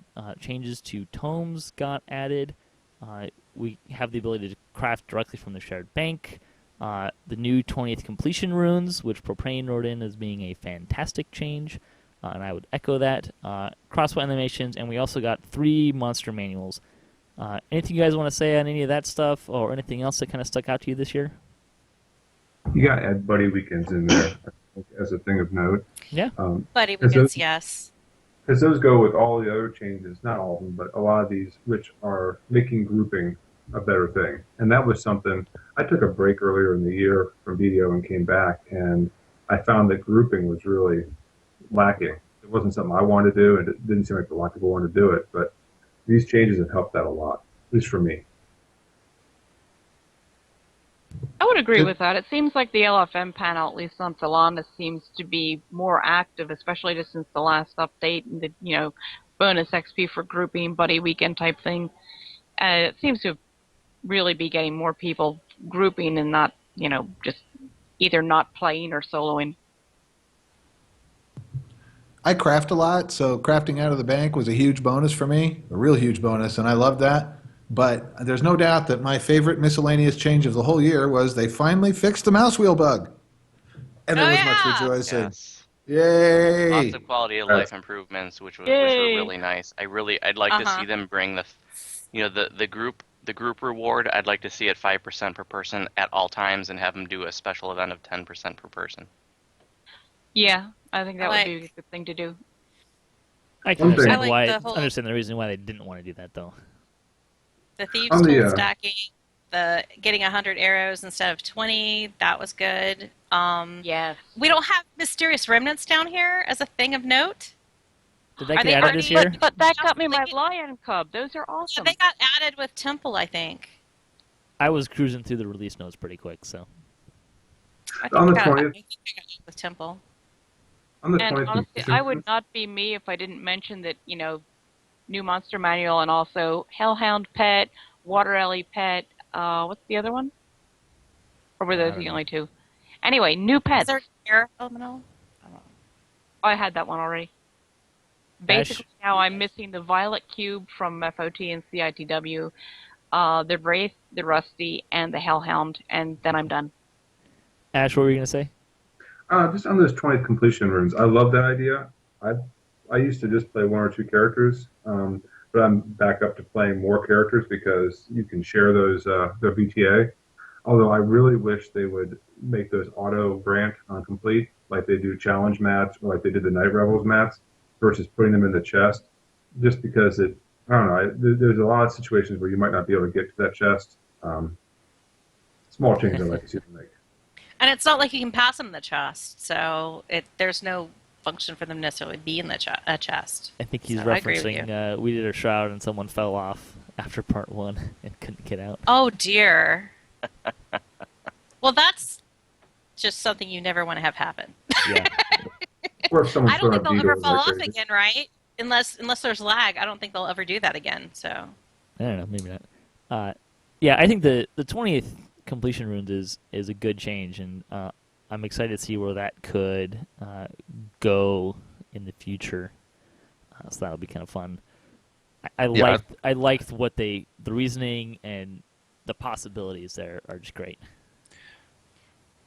I just love that I don't feel like I should be doing normal now on raids. like you shouldn't. Absolutely. I think it was a problem that players felt like they had to do normal like that because that was the fastest way to your loot, and it shouldn't be. I'm glad that's changed. Mm-hmm. Yep. And 3 monster manuals. I love monster manuals. I love, but they still have like a lot of monsters misassigned as to what type they are, and you don't get credit for them. So it still needs a little bit of cleanup. I want to go around the horn really quick. Year as a whole, just quick thoughts on the year as a whole. Let's start. I'm just going to call us out and make it go a little faster. Let's start with Alex. For me, it wasn't a bad year, but I wouldn't say it was a great year. We saw some stuff like I'm glad they finally got around to making a legendary version of the Shroud because that's my favorite raid ever. But other than that, I can't say I was super thrilled with some of the other updates, like update 27, 28 were just okay for me, and the temple I didn't like that much. So overall, just it was okay for me. Bonnie? I loved the content. I enjoyed a lot of the content. I enjoyed some of the quality of life changes. There's a lot of other things I didn't enjoy out of that, and I wasn't that big on the Warlock class, though it was well done. But I don't like doing arcane stuff. I don't like doing thrower stuff necessarily, and I think that's the niche that it kind of filled for people. So to me, I was kind of taking the summer off. So I just wanted the content, and I enjoyed it. Voodoo? When I saw the producer letter for this year, a year ago, I was so excited. I had just giant expectations. I was more excited for 2015 than ever at any point since I've been playing DDO, and it was pretty much a letdown for me. There are definitely some highlights. There are some things I liked, Warlock. Some of the quests were cool, but overall, it was a letdown for me, and I'm really sad to say that. Asheras? I enjoyed a lot of different components of it. Be it the Rogue Pass, the Ranger Pass, the content. I've had a lot of fun with a lot of this content. Although I agree, I think there's a lot of opportunities missed or some good ideas that didn't get executed quite as well as they could have. So there's been a bit of a letdown in various areas as well. I definitely am a little frustrated with where they went with Legendary Green Steel. Because I had a lot of high hopes for that as well, and it didn't quite. My feeling is it doesn't match where the game is today. To keep the same effects from 2008, this isn't the same game as 2008. So I understand they couldn't put everything in there, and that would have to give them nowhere to go from here. But I think they rushed some things, especially towards the end of the year. You can animate an ally, though, with Green Steel. That's kind of fun. Geoff? I thought that it was a really good year for systems, but a really light year for content. The 2 years previous, we got expansion packs, so maybe I'm a little spoiled. So I had fun this year, but what I'm really looking forward to is next year. I'm hoping they're going to put the emphasis on content in the new year and the 10th anniversary, and I'm really excited about that. Evennote? Overall, I think it was a pretty good year from my standpoint. I loved Temple of Elemental Evil. I love Warlocks. The new loot system, I'm still getting used to some of the names. And some of them are great, and some of them are, completely outrageous. Overall, I thought it was a really good year. I'm still playing. I'm still having fun. That's kind of my measure of how I'm going to judge it. So I'm going to give it a thumbs up. I would say that my thoughts on the year was kind of echo Jeff's. It was a lot of system stuff that happened, and a lot of kind of catch-up work, and then the content definitely showed that, in that it felt like they were trying to give us new content with minimal resources devoted to it. So there's a lot more back-end work, a lot less kind of front-end what you actually see work going on. Having said that, I'm fairly pleased with the year in those terms. It just, I don't think it was heavy on the content. We're going to go through some questions. So I did a survey, asked a bunch of people some questions. We had about 175 people respond to the survey. We're going to go around the table and kind of give our answers for a lot of these questions, but I also have the data for that we can see from player base. So we're going to start with the best quest or raid in 2015. Let's start with Bonnie. Temple of Elemental Evil. Just barely edges out Shroud for me. Fair enough. Voodoo? Subversion. Asheras? Oh, did we lose him? No, Temple of Elemental Evil, yeah. Geoff? I think To Curse the Sky. Okay. Evennote? Temple of Elemental Evil. And Alex? I have to go with the Shroud. Now, for me, I kind of keep going back and forth between Temple of Elemental Evil Part 2 and Legendary Hound. And I'd say based on just how many times I've run it, I have to go with Legendary Hound. As far as what people wrote in for, Temple of Elemental Evil was by far the big winner. Shroud and Spine, Legendary, were pretty evenly matched. And then there's kind of some other favorites around. Creeping Death got a fair number of votes. I was a little surprised at how many that did. That's one of my favorite out of the year. I mean, it's probably I think it was a polarizing number quest. 4 out of the content for me. I saw it a few times, and even though I said worst non-quest or raid, I saw it a few times in that list too. So there were mixed reviews on that one for sure. So we're going to go to the next question. Is going to be best non-quest or raid addition or change. And this time we will start with Voodoo. Warlock.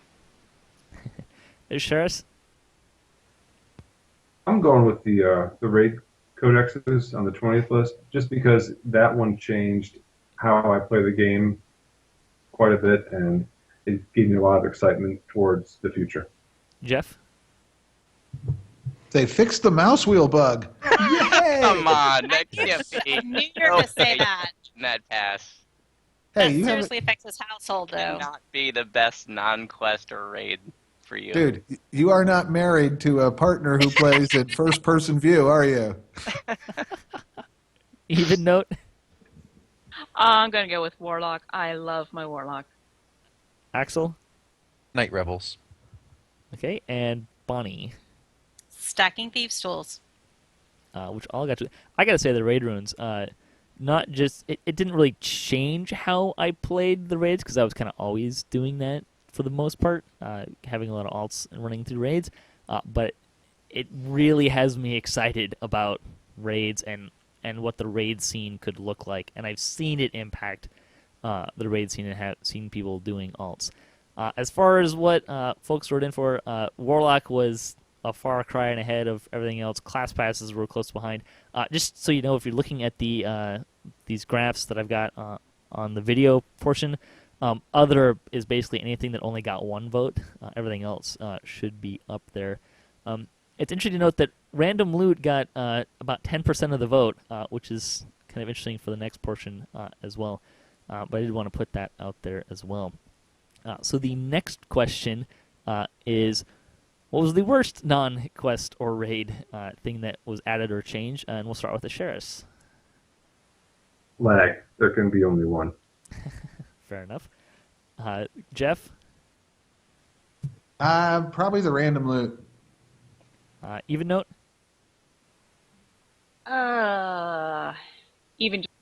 Even just got distracted by a text message. Even is going to say, and I forget what I said when I answered your survey. We're talking about the worst non-quest or raid, right? Yep. I don't remember what I said, but I think right now the random loot, I think, is going to be my answer. Axel? I'm going to have to go with the Temple of Elemental Evil crafting system. And Bonnie? I'm going to go with bugs in general. Bugginess of things when they're new. And for the 3 people who said Mortal Fear, I'm like, if they mean like it becoming less relevant, okay. But if they mean just Mortal Fear existing, remember what that's not 2015. I think it was just the change of what it was going to not working. Okay, because I was about to say, suck it up, Buttercup. But okay. Voodoo? Part of me wants to say the lag, which was big for me, but I can't help myself but taking another dig at Legendary Shroud and saying Legendary Green Steel. Yeah, this one was tough for me because it feels like there's some areas where some of it could,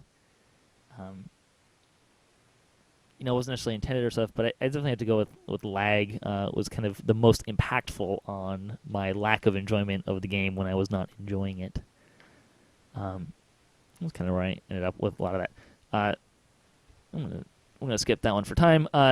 So, best update in 2015, starting with Geoff. 25. Evennote? Even's distracted by a text again. Hang on. We'll go to Axel then. I have to go with the Warlock update. I think people are really 26. enjoying those. Yeah. Yeah, 26. Bonnie? 25. Voodoo? I mean, by saying 26, it's just rehashing that I loved Warlock. So I'm going to change up a little bit and say update 28. Okay. Ash? 26. I'm actually going to go with 29, personally. I like a lot of the stuff that's in there, even though it feels a little unpolished. But I'm playing it a lot more than any other ones. And let's see, Evennote. I'm going to go with, I forget what the number already, but Temple of Elemental Evil. I really, really like that. It was 25. And let's see. So the next question was to rate 2015 on a scale of 1 being the worst to 10 being the best. I guess I should say, too, with the best update part. It was pretty evenly split, but 29 did edge out everything else, which was all pretty much more or less the same. So rate 2015 on a scale of 1 being the worst to 10 being the best, and we'll start with Evennote. I will say 7. Wait, 1 being the best, 10 being the worst? 1 is worst, 10 is best. Okay, 7. Axel? Whatever you would consider an average rating, so I would say maybe a 7. Okay. Bonnie? I'm so torn. I'm trying to weigh the good versus the bad. There's a lot of good. I'm going to say an 8. Voodoo? You know, I've always been of the mindset that the letter grade D plus is the most humiliating grade you can possibly get. So however that translates to these numbers, I'm going to give it a 4.9. Okay. Ash? I'll go with 7. And Geoff? Better than the year we spent waiting for free to play with no content at all, but worse than all of the other years we've had. I've been struggling with this a lot. I don't feel that I can really I liked a lot of the year, but I don't think I can go higher than a 5, simply because of lag, and I just don't feel like it's been addressed enough. I mean, Defy the Just has been out since August, and it's still at times unplayable. I don't have an issue that it came out with problems, but the fact that it still has debilitating problems is bothersome for me. And I feel like that's what really draws me out of the game and makes it unenjoyable. And I don't feel like it's been addressed this year. It's kind of become let's wait until we get to the new data centers thing. So that's kind of where I'm at. Let's see. Looking forward to 2016, what are you looking forward to the most? And what am I at? And Axel, I think it's your turn to start again. Yeah, I'm hoping they get to a cleric pass next year. You know, someone who plays clerics almost exclusively, and specifically I want them to address War Priest and give some more incentives there to actually invest in the higher tiers of that tree. Right. Bonnie? I can't say the word, so I'm just going to say the race that starts with G. You can say gnomes. Voodoo? We haven't even got the producer letter yet. I don't know what's coming, but you know, I would love to see them do another expansion. I know it's not going to happen, but I'd like to see them do another one and then do it right. Okay. Asheras? Looking at the pie chart, I would go with lag fixes, which is on here, but that's not going to happen. So I'm going to go with, You can hold. class passes. I agree. Divines, favored souls, and clerics need a lot of attention. You know, favored souls are missing a tree, and also the fighters and the monks. Monks really need some attention too. And Geoff? Tomb of Horrors, followed up by the 10th anniversary celebration. That would be magical. I'm Yeah, just getting the, confused because whenever I see 10th anniversary event, I don't really think of an event as much as them giving us a classic module. That would be awesome. But if it's an actual event, That would be cool. I'm just hoping they make a But big deal out of it, and it's a lot of fun. I mean, 10 years. yeah, Come on. but I'd rather have like a classic module than an event. I think we're. They Maybe we actually were the same in the survey. 10th anniversary and classic module were the same. Kenneth Crafting got a lot of shout outs. Gnomes were the big winner. Content was really kind of where people were landing for the most part. So yeah, I'm excited about the classic module. I thought they did a good job with the 2 that we've done already, but I really, and I want to see gnomes, but I really want to see some improvements on the lag. I mean, that's really gotta, because that's what makes me not enjoy the game, is not being able to play because of lag and locking up. I guess I should mention too, since I neglected to kind of audibilize it for the people that are listening on the podcast, for rating 2015, 8 got the most number of votes, followed by 7, but most everyone was between 5 and 9. The average was just under 7, 6.9, and then so. Nobody said 500 favor PDK reward. When's that coming, guys? I have no idea. I think, let me catch up on my show notes. That's kind of all of your review. Anything else you guys want to say real quick before I cruise through the game, what little game news there is, and close out the show? Looking to 2016 items here, I'm going to say that if hand wrap fix doesn't happen this year, it's never going to happen. They have said that they're going to work on it, because they want to do that as part of monks. It needs to happen, and I hope it does. I mean, there's a lot to look forward. I feel like there's a lot to look forward to.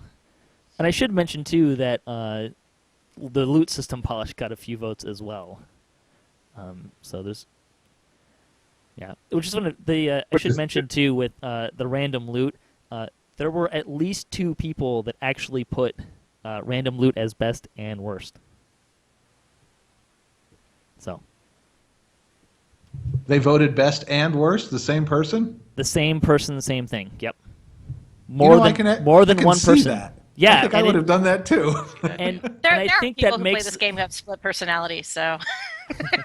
well, I think that says a lot about the random loot system and where it's at. Like, there's a lot of great potential, and like I've been saying, it's a really solid first step, but there's clearly needs some work and some polish. Yes. And I will say, it's definitely more exciting for me. So I am really looking forward to 2016, though. You will see me around for the entire year. yeah, I agree. Grumble, grumble. So with that, we're going to cruise through what little news there is. I wanted to make sure bonus days are still going on, 50% Guild Renown and 5% Buddy Week through the weekend. Store news, you can still get triple bonus points autos boxes through January 3rd. That's tomorrow. And you get 85% off of expansion packs through January 4th on the marketplace. These sales for the week are through January 7th. You can get 25% off of adventure packs and quest XP elixirs. You can also get 2 lasting potions of resist fire. It is the same as the last show, so it's not a new thing or anything like that. Some videos community videos I wanted to plug. Axel here had his year in review show as well on YouTube. We'll link to that. Bonnie had a festival song, which was enjoyable and quite silly, and we expect Festival nothing less. lasts through the 3rd as well. Yes, Okay. thank you. Festival is through, I think coins are through the 3rd, and then you can probably turn them in through the 10th, I think is what I remember seeing. Yes. Let's see. On blogs, the Order of Cycletica had ninjas versus pirates. DDO Gamer talked about 2 weeks of new loot, looking through random loot. And you also wanted to plug your gaming awards. Yes, I do. So if you haven't had enough of talking about last year, go to DDO Gamer and nominate your favorite changes from 2015 in any of 7 categories. Get your nominations in, and then in a week or 2, we'll start a polling system to see what wins. And then sometime in the heart of award season, we'll give out the 2015 Gaming Awards for the best of last year. Go to DDO Gamer, get your nominations in. All right, doing it now.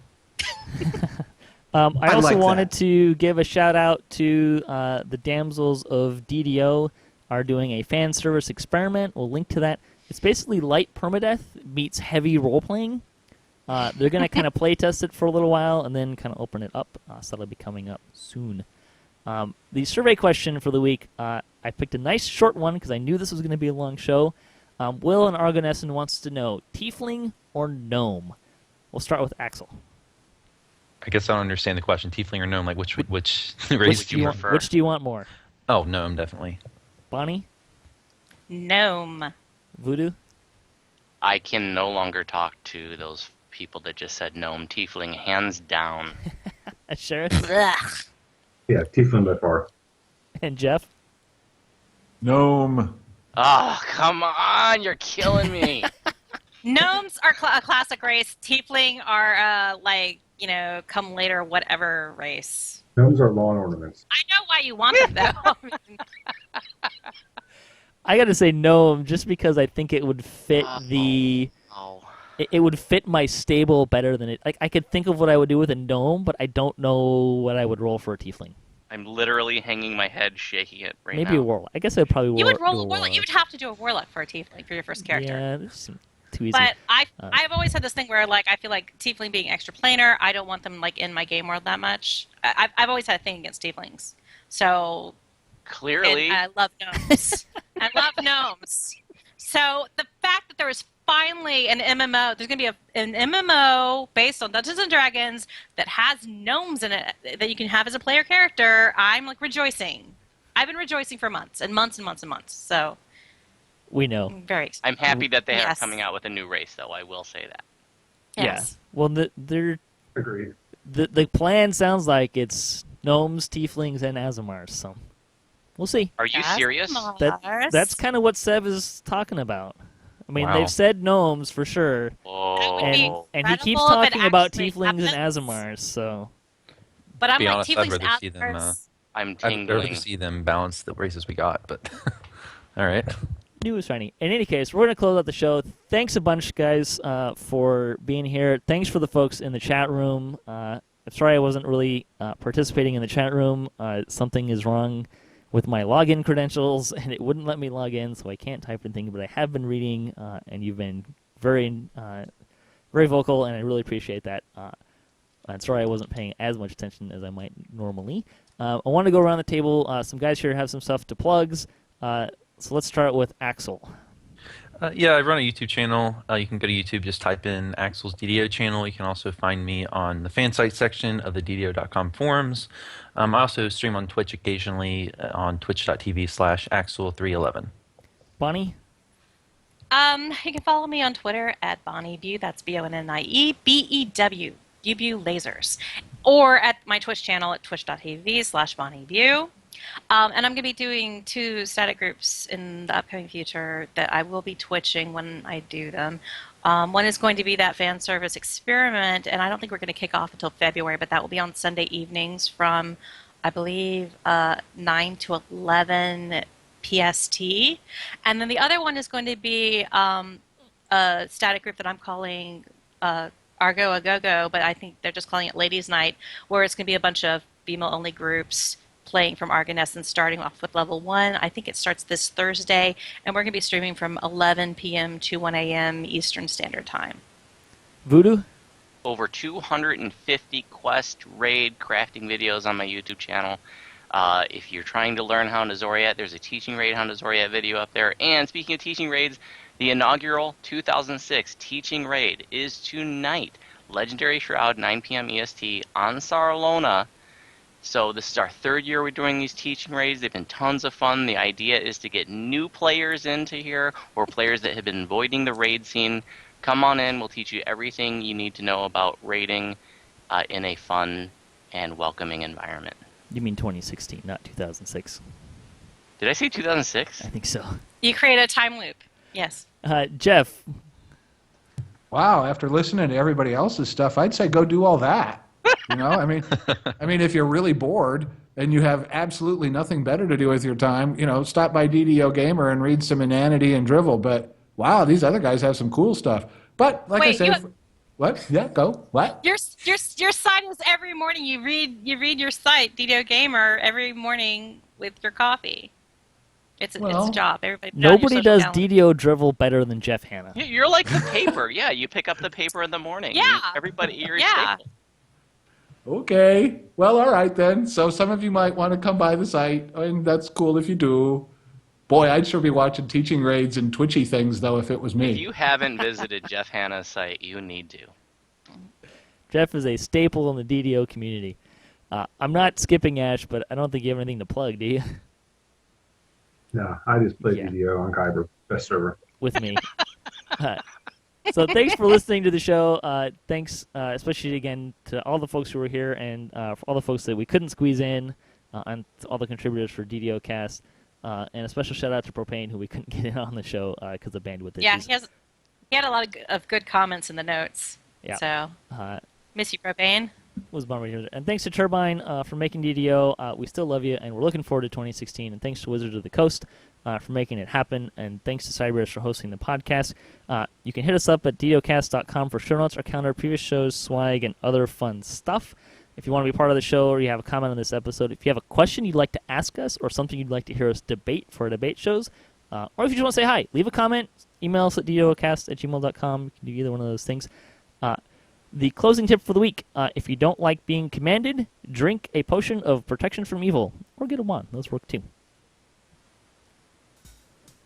So until next time, may all your attack rolls be crits, all your chests level appropriate, have fun, and don't forget to enjoy 2016 in DDO.